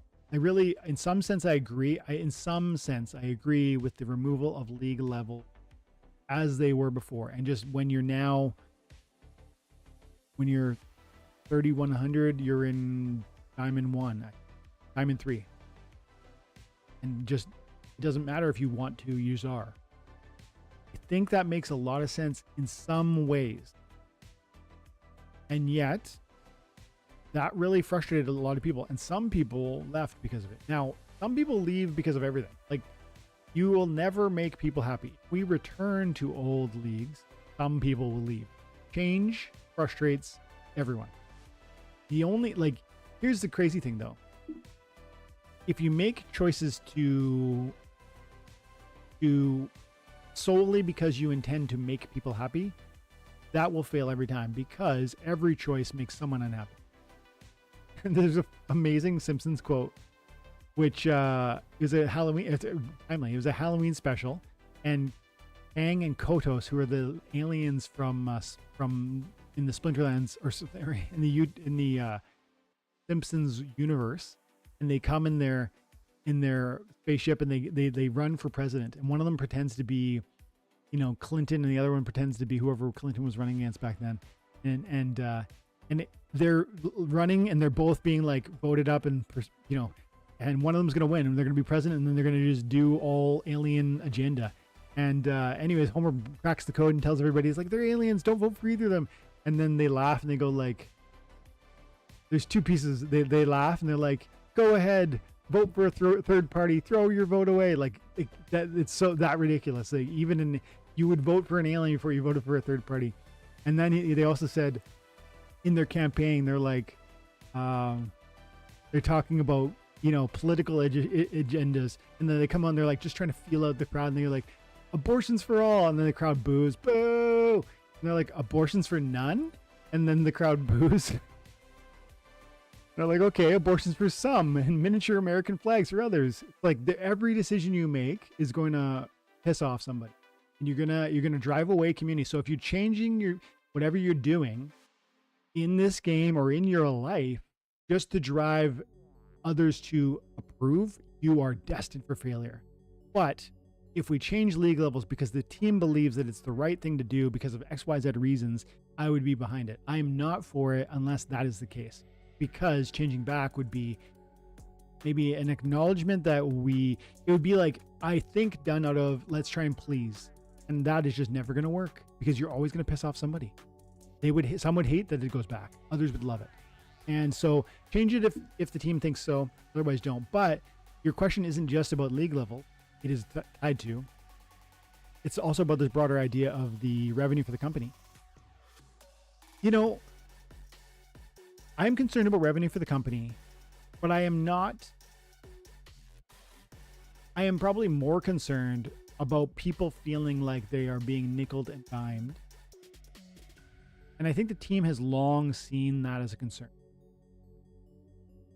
I think critics will say that the team nickels and dimes. They do. I think they're wrong. That's what critics will say, but I think the critics are wrong.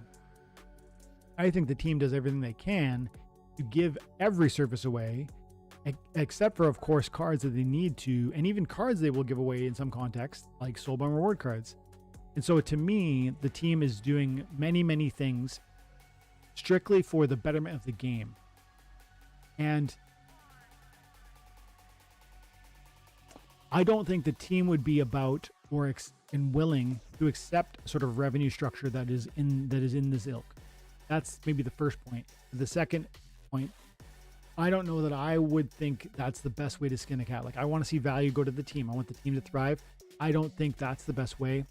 I don't necessarily have a counter proposal for how we could put money in the hands of the team right this second. But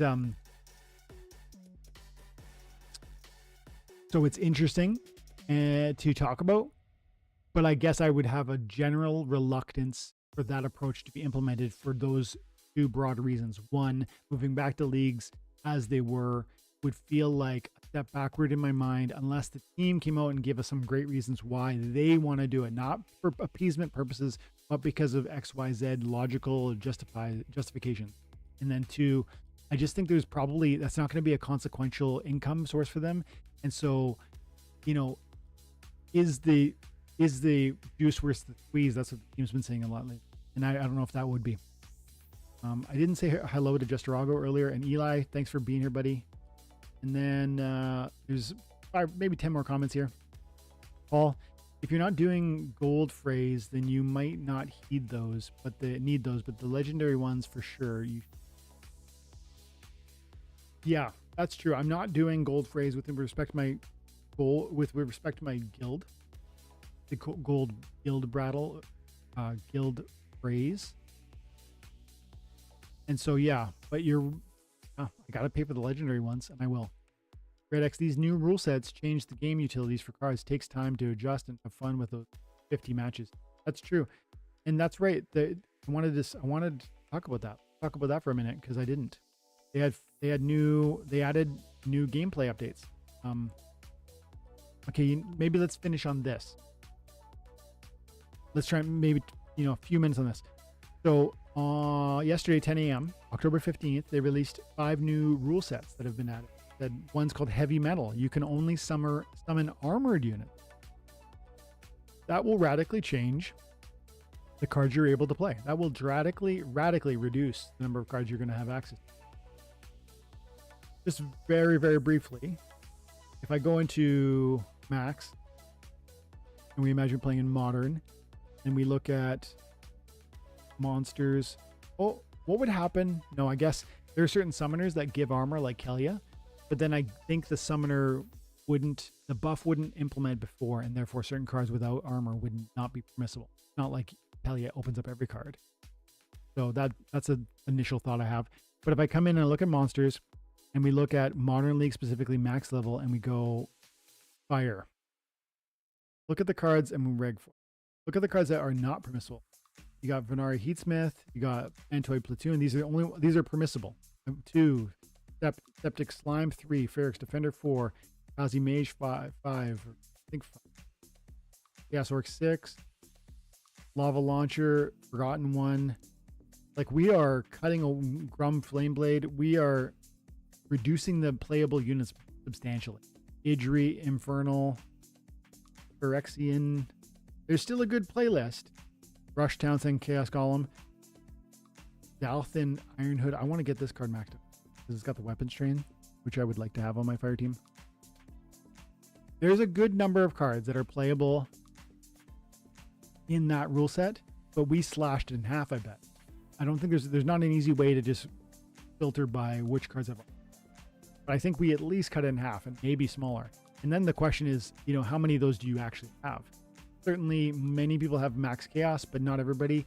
And so that is going to greatly reduce the playable cards. That's a significant rule set because of how many cards it's going to slice away from the playability. Second rule set, might makes right. You can only summon units with 3+ power, range, magic, or melee.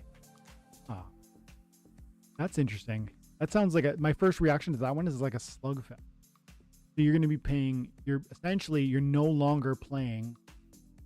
It's going to reduce cards, one, that have no weapon at all, which means weapon train is removed from that. Well, the functionality of weapon train is removed from that. And then it also means that you're probably going to be proccing force fields a lot more because you're not getting some of those 2, 3, 4, you're not getting 1 or 2 damage doers.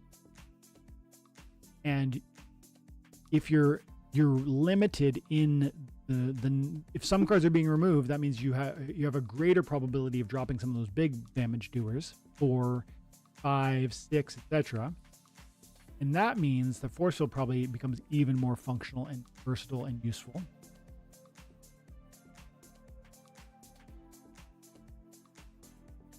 One of the things that I would also think is it would really tweak some of the times you get used to dropping really important cards that you get used to relying on, like Dr. Blight that has 2 damage output. Now, not possible. Or you get used to certain support monsters that don't even do damage, but they do so much else, like Tech, Cleanse, or Triage. One of the cards I'm thinking about in my head right now is the Queen Massilia. What it's called? Queen Massilia. A little bit of damage, but not going to be permissible in that rule set. It's so functional.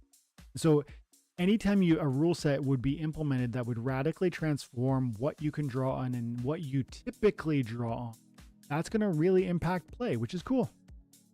Need for speed, you can only summon cards with 3+ speed. Again, interesting. And you can, and we will see need for speed and yet reverse speed. Those are two different rule sets, and they could theoretically and probably can proc at the same time. And if they do, then you're going to be dropping 3, 4, 5, 6 speed monsters while the slow ones are better, which is interesting. Deflection field. All units have reflection shield. Huh. That one doesn't sound as exciting. My first reaction is that's not ideal. That's actually sounding like it'll just draw things out. Sometimes one of the things about the game that can be the least enjoyable, and I mostly love this game, but one of the things that can be the least enjoyable is when you get that mirror match, which goes 20 rounds, just to see, which monster can out-survive or out, the chip damage that happens after round 20. It's just, and so with deflection shield being provided to everybody, we're just going to see more perseverance. And I don't know, maybe there's going to be ways to play that I'm not seeing, but it sounds like, it just feels like that's going to just drive the gameplay into longer and not necessarily make it more fun. Maybe I'm missing. Beefcakes. You can only summon units with 5+ health. Yeah, I like this. I like these except for maybe deflection field. Pretty cool.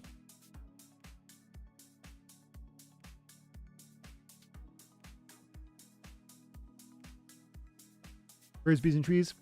Oh, you just reminded me of to check my Gladius cases. Holding out till I can open 20 cases. Thanks, 12. Appreciate you. Thanks. I should be playing more Splinterforge too. Yeah, if anybody has time, grinding over there to unlock that free value is just obviously, it's like literally free money. Now, it's not huge money, but it's something. And the same with Golem Overlord. I've been playing Golem Overlord since very early on, and I'm still extracting probably 50 cents or a buck, probably a buck a day. I don't sell all the time. I do a lot of upgrades lately, but yeah, I'm claiming and making money there. Is it the most entertaining fun? No. I feel the same way about Splinterforge. Somebody might love Splinterforge. I don't love Splinterforge. I don't love Golem Overlord as a game mechanic. But I'm happy to claim that reward, right? I think it's nonsense to just say no to it. I mean, I think I've claimed over 150 bucks from Golem Overlord in the months I've been playing. And yes, cashed that out. Brought it into Hive Engine and used it to buy DEC or Hive. I use a lot of it to buy Hive back dollars, which I then stake in my wallet, which give me a 20% APR. So, man, there's opportunities around us within crypto to earn something with just your time and effort. The question is, do you care about those trivial rewards? Yes. Do you think that they can move the needle across a long time horizon? Yes. No, I do. There's bees and trees. I heard the soccer game got a little better with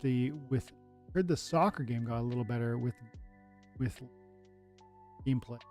Did you play tower defense still? I don't play tower defense. I've still got my cards. I liked it. I even would say I like it. I actually like it, but I just don't have enough time. And that's the frustrating part. I actually think I might regret that, because you can go in and play one tournament a day, I think, and then that tournament can pay and there's rewards. And I think I think that game's going to do well. I like it. I like it today. I'm hopeful for its future, but I just don't have enough time. I mean, honestly, I'm interested in so many I'm trying to work out more. I'm 3-4 days a week. I do like a really heavy hit workout. I'm going to try and hit something after we do this and just crush 40 minutes, like burpee, and like, sprints and planks and push-ups. And I love that stuff. And I'm a big guy. I'm like 230 and I'm trying to get down to 210, 200. But that's hard work. And then I got 3 kids and I want to have a 4th, and I got this beautiful wife and I want to spend time with her. So just like Splinterlands, there is too many things to invest in, and I only have so much resource. Well, time is a resource. Money is a resource. You can't buy everything. You can't do everything you want to do. Frisbees and Treats, I heard Off the Grid is a great Web3 game, first-person shooter. Yeah, dude, that's interesting. I don't think it's first-person shooter. I think it's a third-person shooter, if I'm not mistaken. I'm into it. I have never played it. I saw the trailers. That could get me, because I actually loved playing Apex Legends, and I only quit Apex Legends because I was kind of playing it too much, like a little bit addicted, and that was a problem.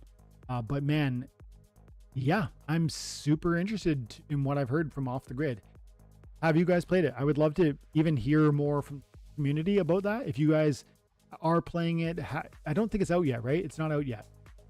I think, but I'm super interested in that idea, like an actual shoot. And there's like, last I heard, there's like tens of thousands of people following it on Twitch, and you know, that's meaningful. That's meaningful. There's big content creators covering it. That's meaningful. We'll see if that really builds and pans out, or if it falls flat on its face. But a Web 2 game that has Web 3 elements is fine by me. I'm not some sort of like Bitcoin maxi who says like, no, it's got to be pure blockchain, or I'm not about it. No, man. What's interesting to me about gaming and NFT rewards within video gaming is that you're marrying blockchain-based technology to provide financial incentives, or the potential for financial incentives across time, to those who are investing their time and effort. We've seen this for years with respect to every reward system. You've got, you know, Shoppers Drug Mart is like a kind of a pharmacy with like a convenience store sort of vibe in my area.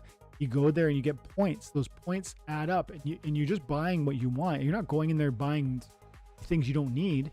Or, you know, your favorite store does this, that you get, you know, your department store gives you points, and those points add up, and then you get free stuff. And so you were going to go there anyways. This is just a reward structure. That's what NFT blockchain based video gaming is. It's like, come enjoy the entertainment, but by the way, here's some reward. And maybe that means something across time. Having thousands of people being interested in a game that is Web 2 that has that piece, I'm about that. So I'm definitely curious. I need to know more, and I would be definitely willing to try it and cover it. I just don't know enough about it yet, and I don't think it's out yet. Okay, so Paul said those are the only three. Mark's rat with the mummy outfit, Uraeus with the pumpkin, and Kalia with the witch. Love it. Venus is here. Venus is involved in Splinter Forge, by the way. And so thanks for popping by. Birds, Bees, Trees, it keeps surrendering battles for me. 306 of the last 15. I wonder if you're talking about Splinter Forge. Royal Eagle asked if it's my connection. Okay, so you're talking about Splinterlands. I like the old timer where you could still submit after the bell. Even the most recent update where it's automatically submits whoever you have out there. Now I'm submitting with plenty of time. Yeah, I liked that too. I got used to the sort of that 10-second window where you could still submit afterwards. However, I've been saved now that it submits my team with, even, you know, when the time runs out. There's been at least 3 or 4 situations where I would have forfeited and I didn't. So I'm glad they made that change. Town hall room is where Matt is replying to people. Yeah. New proposal hot on the presses. Okay, let's have a quick peek. We're going into overtime, guys. This sounds important. Town hall. Is that what it was?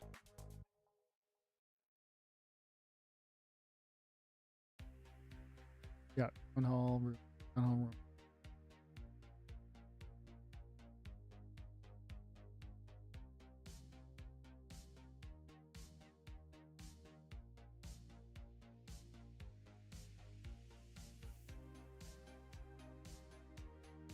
There. Voice channels?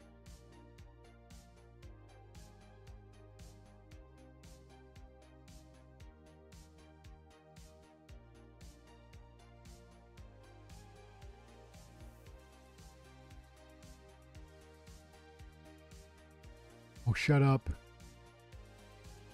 I'm reading into a comment that may be related to Splinterfest. Is that what you're talking about? Paul, don't tease me, brother. Is this what it is? I just saw a meme today about this. Like, when you go into a chat that you are in with your buddies and you all send memes about one another, or you talk about what life or whatever, and you come in like after 2 or 3 days of not paying attention, and you're like, where do I begin? It's like you're cracking some sort of like, you know, code. And that's where I feel like as I look at this, like, see Chip Boy suggestion, we are a majority partner of a soon to open Wynn integrated resort in Ras Al Khaimah, the first licensed gaming operation in UAE. That's the United Arab Emirates. October 24th, we are hosting 1,000 guests to launch our new series of 7 Wonders, headlined by really great offer, but I'm not going to be able to do a big trip. Okay. I misread it. I sincerely thought it was saying, like, I have this hotel space. What about Splinterfest 2.0? But I was wrong.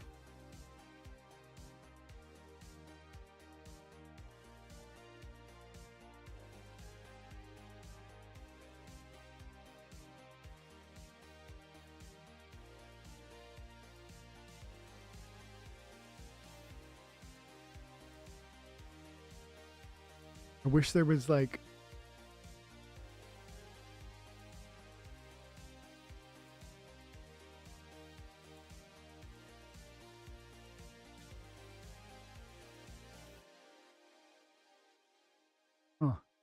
I feel like I'm just reading notes that I could be reading too quickly to get some kind of game mode, although it's not clear. Agro drew up some initial.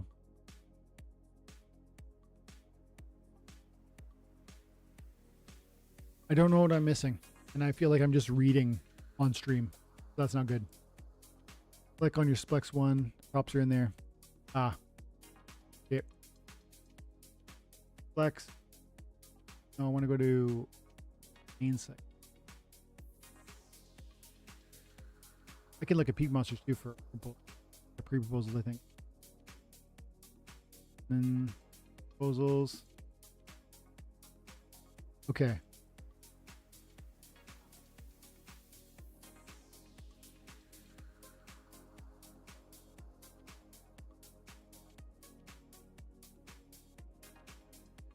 Ow.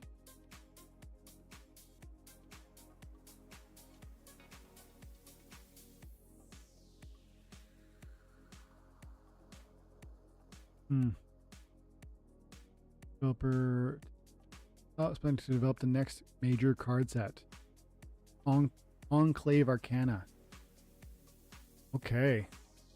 You just hurt my neck somehow sitting here. This must be it. Paul, what are you doing? Tease me, brother. You're just like, go check. Just tell me about a new proposal for a card set. This is huge news. I haven't seen this 20 minutes ago. Let's go. Okay. So Splinterlands is putting forward a proposal, DAO proposal, to ask whether we want to fund a new major card set. Yes. Go. So details on timeline. This is a 9-minute read. Let's try and, I'll try and minimize my recitation of these words, but I need to understand what's going on.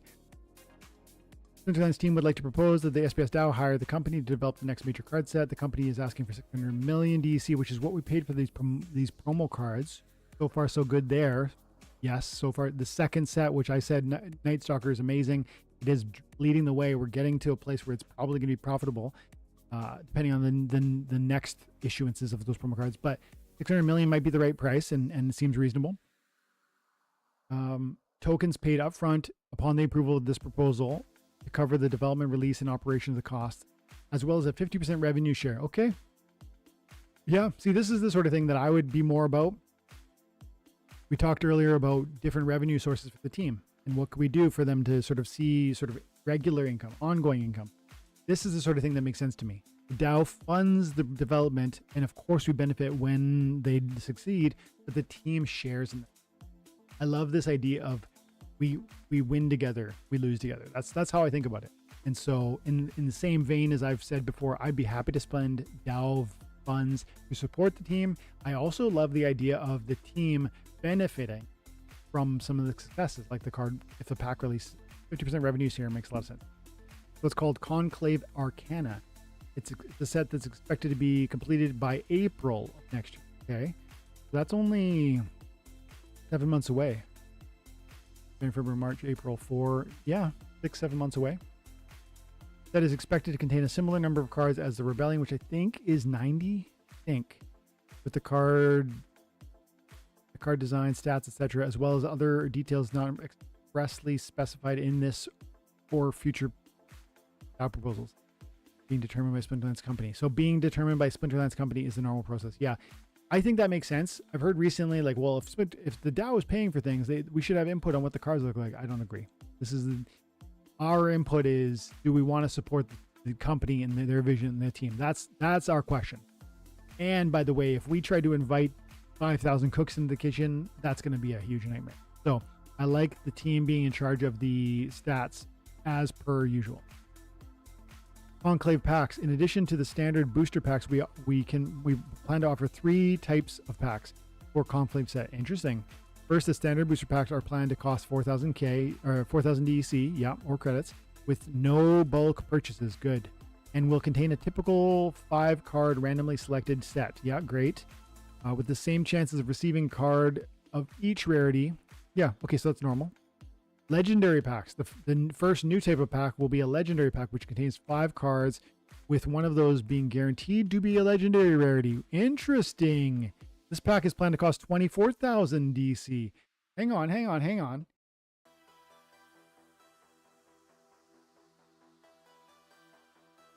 So you're saying that a legendary is worth 20 bucks in some sense. Now, it's more complicated than that because the 4,000 DEC pack can produce the legendary, which means that it's not the legendary pack is not the only pathway to receive the legendary, which means that the extra 20,000 for the legendary pack is not directly or exclusively, like, solely about that one card. It is and it isn't, because you could still get other legendaries in that same pack. And so if the legendary pack was the only one you could get legendaries in, you would essentially be establishing like a 20,000 floor, or sorry, ceiling. Floor? Yeah. No, ceiling on the card price of a legendary initially. Now, some legendaries will be better than others. They'll go above that ceiling, and others will be substantially worse, and they'll fall well below that sort of ceiling, soft ceiling. But you would, in some sense, be tying like a $20 price tag thereabouts to legendary cards. It's more complicated than that because other packs produce legendaries. It's more complicated than that because some legendaries are good and some are bad, and other reasons too. So let's carry on. Legendary potions can still be used when using legendary packs, which will double the chances of the other 4 cards to become legendary. Alchemy potions will be able to be used as normal for all 5 cards. Good. Yeah, that's interesting. Legendary packs are planned to be transferable NFTs, which will be available in game. That's interesting. You know, in Pokemon, I'm learning more about Pokemon lately, and I'm interested in maybe becoming a collector. And as it related to this conversation, there are people who will take old Pokemon packs, booster packs, and weigh them, and you can determine based on the literal grammage of a pack whether it has I don't know if it's like a full art card or what. There's like certain cards that weigh more, and those are exceptional, wonderful cards, and that weight differential therefore is like this verification that when you open it, you're going to get one of those amazing cards. And these legendary packs are like that. This is cool. This is really cool. I could see wanting to buy a few of those and just sit on it. Depends on the legendary caliber, like how good are those legendary cards. Let's go on. Alchemist packs.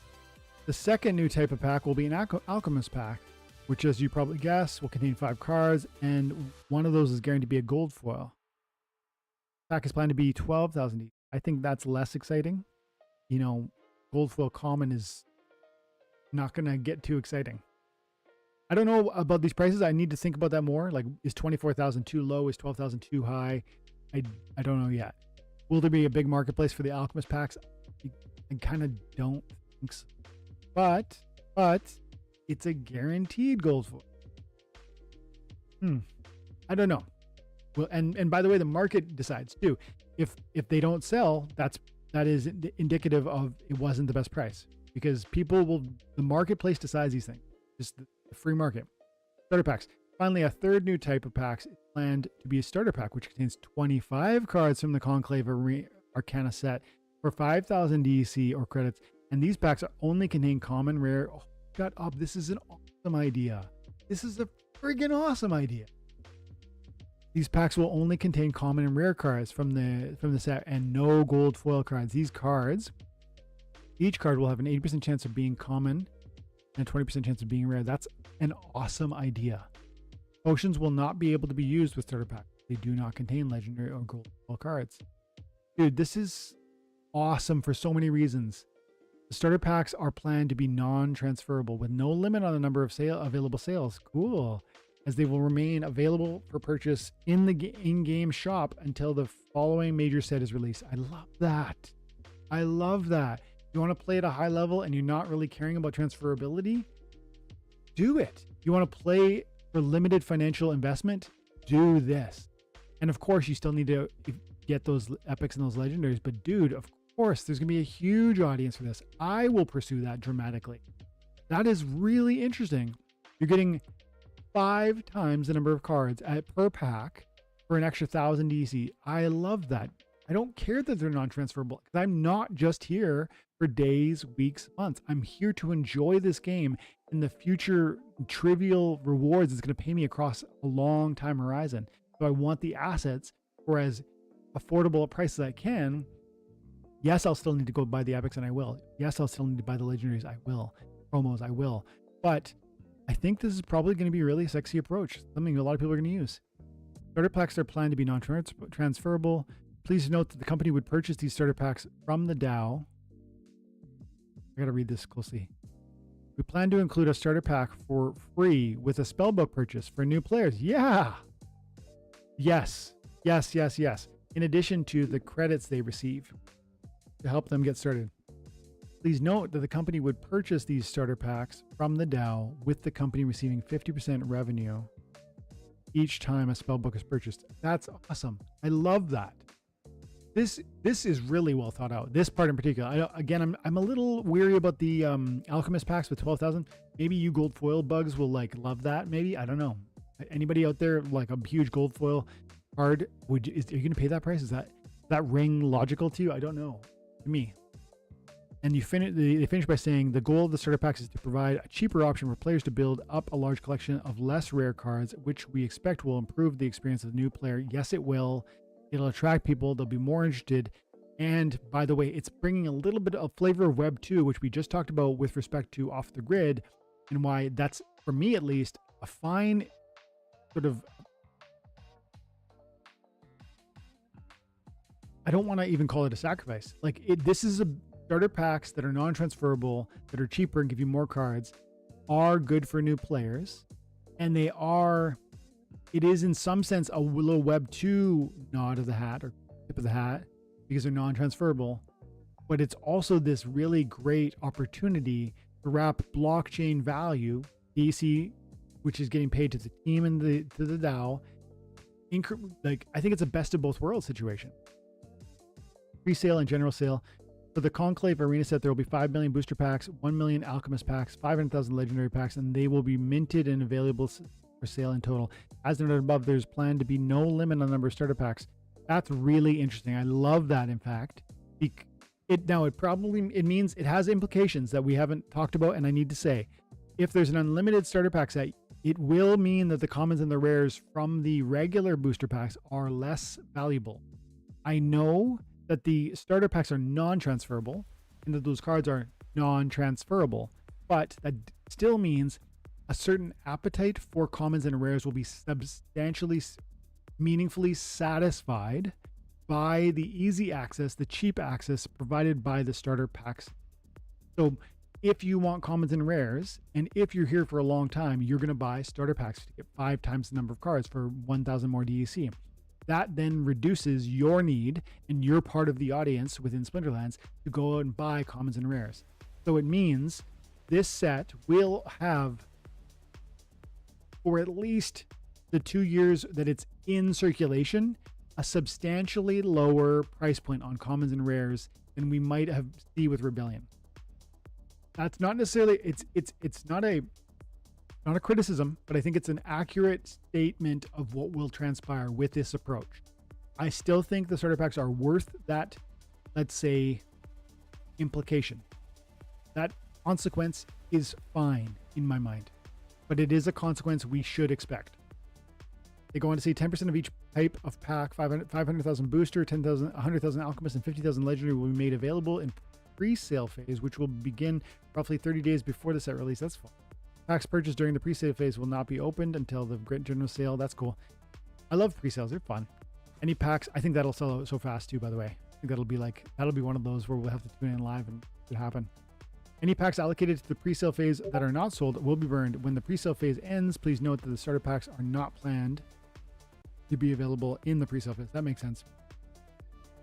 The benefit of purchasing packs before the set is released is that each dollar spent during the pre-sale phase, players will have a chance to receive 2 limited edition promotional cards, that will be airdropped when the set is released.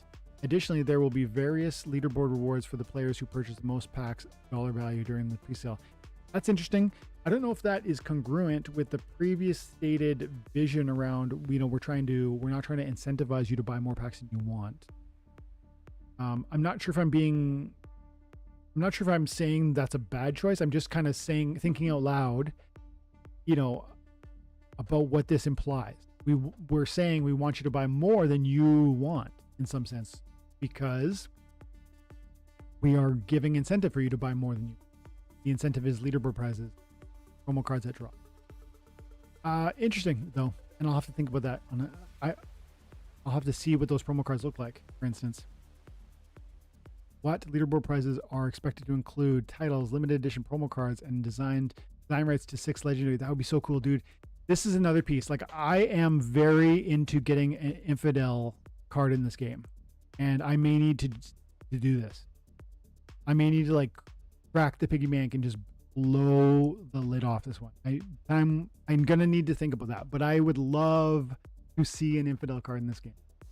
General sale and the release of Conclave Arcana set is planned to launch shortly after the pre-sale phase ends, which would be May. If I understood that correct. So April is when it would launch, pre-sales 30 days, and then May would be the full. At which point players would have an opportunity to purchase the remaining 90% of the booster packs, and starter packs will be infinite. Each day during the general infinite up to the end of the circulation. Each day during the general sale, if fewer than 15,000 packs are sold, 3,000 alchemists and 1.5 legendaries, some will get burned, right? 90% of the remaining packs will be burned, 10% go to the DAO. I love that. Sorry guys, I think the mailman must be here. Okay, what else? There's so much more here. I don't want to talk for another 20 minutes on this, but I'm saying I love this. One side note that I want to mention before I go any further in reading, I want to say another pack idea would be a summoner pack. New players would appreciate a pack that contains summoners, that necessarily contain summoners. Now, probably the starter packs are going to jack you up there because I bet some of the summoners are going to be common and some of them are going to be rare, meaning you are going to drop summoners in these starter packs. But a specific pack that sold you summoners would be desirable. I would almost say that's more interesting than an alchemist pack, or maybe it's another pack altogether. Something for the team to think about maybe. Conflicts. As with the previous set, roughly 10 additional cards are planned to be added to the Conclave Arcana set periodically after its launch, including the 6-player design. Yep, including that. So 4 the team design, 6 the community design based on the leaderboards. They're planned to be airdropped during a conflict system, just like Rebellion. Great. I'm not going to read the rest of that. Oh, yes, I am. First, we plan for Rebellion core promo and unlock reward cards, not soulbound reward cards, and Rebellion booster packs to be able to be staked on mage wagons in Conclave Arcana. What? I'm so glad I read that sentence. We plan for Rebellion core promo and unlocked reward cards, not soulbound reward cards, and Rebellion booster packs who will be available to be staked in mage wagons in the Conclave Arcana conflict. That is increased and prior unknown value and utility within the Rebellion set. Guys, this is so exciting. This is such gigantic news. This is so awesome for Rebellion card valuation, for price sustainability, for future growth, and people having confidence and assurance within this space. This is huge, deeply important, and very exciting for me as a person who's been acquiring Rebellion. I am pumped. Please note that the Conclave Arcana Legendary and Alchemist packs are planned to be worth 3 to 6 times the points. Okay, so you'll get a benefit for having the Conclave assets within your mage wagons, but the Rebellion assets will move the needle. That's awesome. Second, we plan for mage wagons to require repairs after each conclave. Okay, the exact cost of repairs is TBD. Okay, all tokens spent for repairs will be burned. Okay. Modern format. It is important that the player community note that at the time Conclave Arcana set launches, after the pre-sale phase ends, Chaos Legion cards will no longer be in modern format. This is really important for everyone to know. I knew it. That includes Riftwatcher cards as well as Chaos and the promos and rewards that are related. In addition, the Secret of Praetoria expansion, which we feel is very innovative use case for older cards, the team is actively exploring other ideas to provide ongoing utility and value for older cards that align with our overall. Yeah, okay.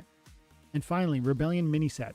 The team has gone back and forth over whether or not to do a mini set. We have done previous sets in the past. Initially, we stated that we plan to do a mini set for Rebellion, but we more recently have considered trying to launch one before the end of 2024 as a way to increase the demand for the token and bring in more capital for the company, the ecosystem.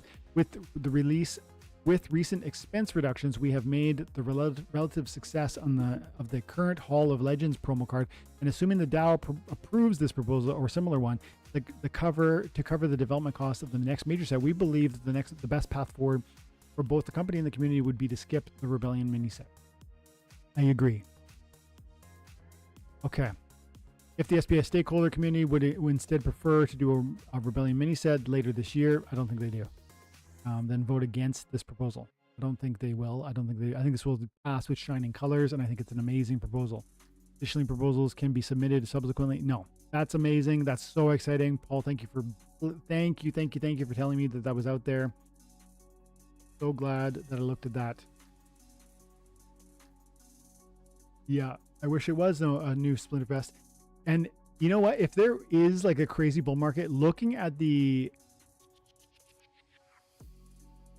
UAE, the United Arab Emirates, as an option would be so wild. Hey, like globally, there's a lot of people who would be able to travel there. Internationally, it would be a crazy flight for me, but I would love that. It would be a place in the world I want to see anyways. That'd be so cool. Still too expensive, very disappointed. $2 per pack would be cool to allow mass adoption.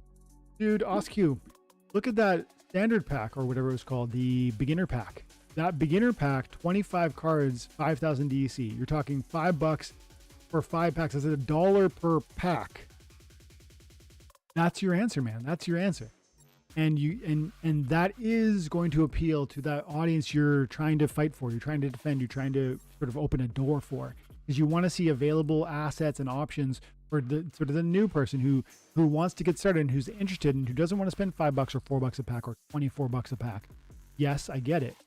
That is the option. It's literally 1,000 DEC for 5 cards, and they will be common and rare, which by the way, most packs are. Unless you're buying 1,000 packs, you are mostly going to get, unless you're buying 100 packs, you are mostly going to get commons and rares, right? You're going to get the occasional epic, but you're going to get maybe one legendary in 300 packs, right? So if we're talking about small fish, this is it, man. That standard pack for 25 cards in there, both common and rare. That is an amazing deal. I know they're non-transferable. Who cares? The people are going to want them. The team is going to sell tons of them. I'm going to buy them. And that is a door open for the player that I think you're trying to fight for, Oscu. Frisbee's trees, good time and attention today. Epic packs would be epic. Yeah. Oscu, we need to pay for repair our wagons each future Arcana conflict. Wow, what a horrible idea. Pay constantly to receive airdrops. We want burn mechanics though. I know, you're feeling nickeled and dimed. In part, it's because we got our asses handed to us over the last 3 years with respect to chaos assets. But if we create burn mechanisms, we drive DEC closer to bag. If we create burn mechanisms for SPS, we drive SPS to higher valuation. This is part of the future of how this game will continue to execute on its proposed vision. $5 for 25 commons and rares. You still need a ton of additional packs to max your epics and legendaries, which give you a ton of commons and rares. So this is basically only cool if you want to play commons and rares. Here's the thing, though. You talked about, you made the argument that you want there to be $2 packs for mass adoption. So your argument is that you should have cheaper packs to drive interest in the person who is going to who is tighter budget. That's your argument in your step one. And now you're saying that the big fish you're no longer talking about mass adoption in the second point when you talk about you're gonna need to go out and buy more packs. Well, that's because you want to play a diamond. You're not a brand new player. You're not a quote unquote mass adoption person. Mass adoption is the millions of people that are never going to spend, $4 times 300 packs, $1,200 US to buy. And that, in the number I'm drawing on, guys, if it's unclear, I'm saying if you wanted to buy 300 packs today of Rebellion, that's probably what you would need to do to get one legendary. No, sorry, one gold foil legendary. I don't know what the legendary drop rate would be. There'd be numbers on that. Maybe you'd get 20, 30. So I'm making the point that it's people that were willing to spend 1,000, 2,000, 5,000 on packs that are going to be those individuals that are going to be, I guess, concerned about access to those legendaries and those epics. Everybody should want them, and everybody who loves the game and wants to be here for a long time horizon will want them. But this is that doorway that you alluded to. You're making two different points. You're saying, on the one hand, you're saying we want to price them appropriately for mass adoption, and then we're saying, but we also want to price them appropriately so that the big fish, the whales, can afford the full set. And you're right, we do want both, and I think that's what we're seeing here. You don't need to buy those, but you could buy those, and you probably will buy those because you, as a person who plays at the highest level, and me too, are going to want to get the most number of commons and rares for the least dollar investment. And yeah, you're going to almost acknowledge that those are not going to be transferable in the future, but that's actually an opportunity for you to then leverage more US or fiat currency into those epics and those legendaries by buying other regular packs. Why would you do that? Well, think about it this way. If we acknowledge that these starter packs, or whatever they're called, I got to get the language right. What's the starter packs? If we acknowledge that starter packs are going to increase the frequency and the print rate and the supply of commons and rares, and it will. This is a fact. There will be a way more commons and rares in the Conclave set than there. It's going to be totally disproportionate. Yes, the starter packs are non-transferable, but starter packs will satisfy most people's concern and desire for commons and rares. So what I'm saying is there will be a lower price on all commons and rares from this set because of this mechanic. In one hand, you might say that's bad because I want my commons and rares to hold value. Okay, but what that's going to mean is you're not really going to look. The new way of playing this is this. This is the in-game mechanic, or the game within the game, that I'm seeing already as I imagine this unfolding. Anyone who takes this game seriously and wants to play it at the highest level, Oscu included for sure, myself included for sure, we're gonna buy as many starter packs as we need to get our commons and our rares to that high level. They're never going to be transferable, and that's okay, because even if they were transferable, you bought the regular packs, and you had commons and rares that sold from the regular packs. They're going to be so low in valuation. You should stop thinking about the commons and rares as being this sort of access to future value. They're only an access to future value in that they allow you to win. So you need to acquire them, and you need to do so cheaply because they're not going to carry value. Know that that's happening. That's literally the unspoken thing that's happening when you agree to sell starter packs. And some will think that's bad. I'm saying it's exciting. It's an open door for new players. It is a pathway to mass adoption. And it's also okay for us as old players who want max sets for minimum cost. I'm seeing in you attention because you want cheap packs for new players and you want cheap full sets for old players. And this is both of that. And I don't see how you don't agree with that. But I guess the downside, if I'm being as sort of even keeled as I can, this will make commons and rares dirt cheap because these will sell, and those who use these won't care about transferable units. They'll have their own soulbound version, and they won't care that they could go buy one from the marketplace, so they won't. And those prices will drop. They'll be dirt cheap. But the epics and legendaries will be valuable, will be expensive. And because of the starter pack, I imagine we sell fewer of the Conclave Arcana packs in the legendary packs in the alcohol. Like, there is necessarily, if you've got 4 options instead of 1, you're going to sell less of option 1 because there's 4 options, not just 1 option. And so I bet there's a lower print rate it's going to be crazy. It's going to be like, 10 million commons or something crazy. And then there'll be like 3,000 legendaries. It'll be something like that. And so you'll get this like almost Chaos Legion vibe with the commons and the rares, and this Rebellion vibe with the epics and the legendaries. I do think this is a pathway and an open door for brand new players who are not going to want to spend thousands of dollars, but are willing to spend $50. That's what we're talking about here. The guy who wants to spend $50 to play a game and play it well at a diamond, or sorry, like maybe a silver or a gold level. And then they're willing to rent 1 or 2 legendaries, or they're willing to buy 1 or 2 legendaries, right? This is exciting, man. This is a big deal. This is such a great deal. Now, are there ways it could be better? I talked about how there could be another pack, a summoner pack. I talked about how, you talked about how the mage. I talked about how the mage dragons is awesome, that we get to use rebellion assets in there, and that's future valuation for the rebellion. But you talked about how the repair functionality is problematic. Yeah, but silver lining, burning tokens. All tokens spent for repairs will be burned. I am for this proposal, man. This is exciting. I don't know. We'll see what the community says. It's only an hour ago it came out. But I am pumped about it. And I see Oscar has his concerns, and maybe some of you do too. That's okay. That's the amazing thing about having a stake-weighted vote with respect to community-driven proposals. We either agree collectively or it fails. And the team says, even in the language of how it was posted, if you don't agree to this, what about a mini set? Like, we're here to support what you guys want. Do you want a mini set? I don't think we do.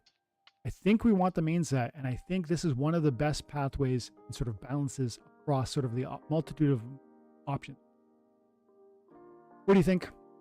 Let me know in the comments. I'm definitely gonna have to clip this part, guys. So thank you for being here, and I'm gonna wrap now because my throat hurts and I'm hungry and I gotta do that workout. But Oscar, you're awesome. Paul, you're awesome. Most people don't come anywhere near max set. Yeah, totally. 1 in 312 packs is an average gold foil. Exactly. So anybody wanting that high league performance are not these guys that are going to be buying those little chests. I'm going to propose a 2500 DEC pack with 3 cards and 1 rare, maybe. Have this, the other match checks out. Yeah.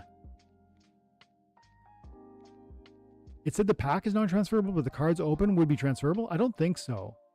I don't think so. Unless I misunderstood that, Paul. I guess you're right. Starter pack's non-transferable, but the cards within most probably transferable once the pack would be opened. Maybe. Okay, maybe. Maybe that's so. I didn't read it that way. And I really will finish with this thought. If they are transferable, I don't think you're going to care to sell them. I think they're going to be so cheap because the print rate on commons and rares will be disproportionately high as compared to epics and legendary. And so they just won't have a marketplace. Not like when you go to sell your, common chaos card, you get like a fraction of a penny. You're just not going to do it. And so fast forward 5-10 years, the game's still here. They will carry a value, but that's a different conversation, So anyways, you guys are awesome. I appreciate you all. Thanks for hanging out. If you're interested and you love the stuff, drop the like before we go, and have an awesome day.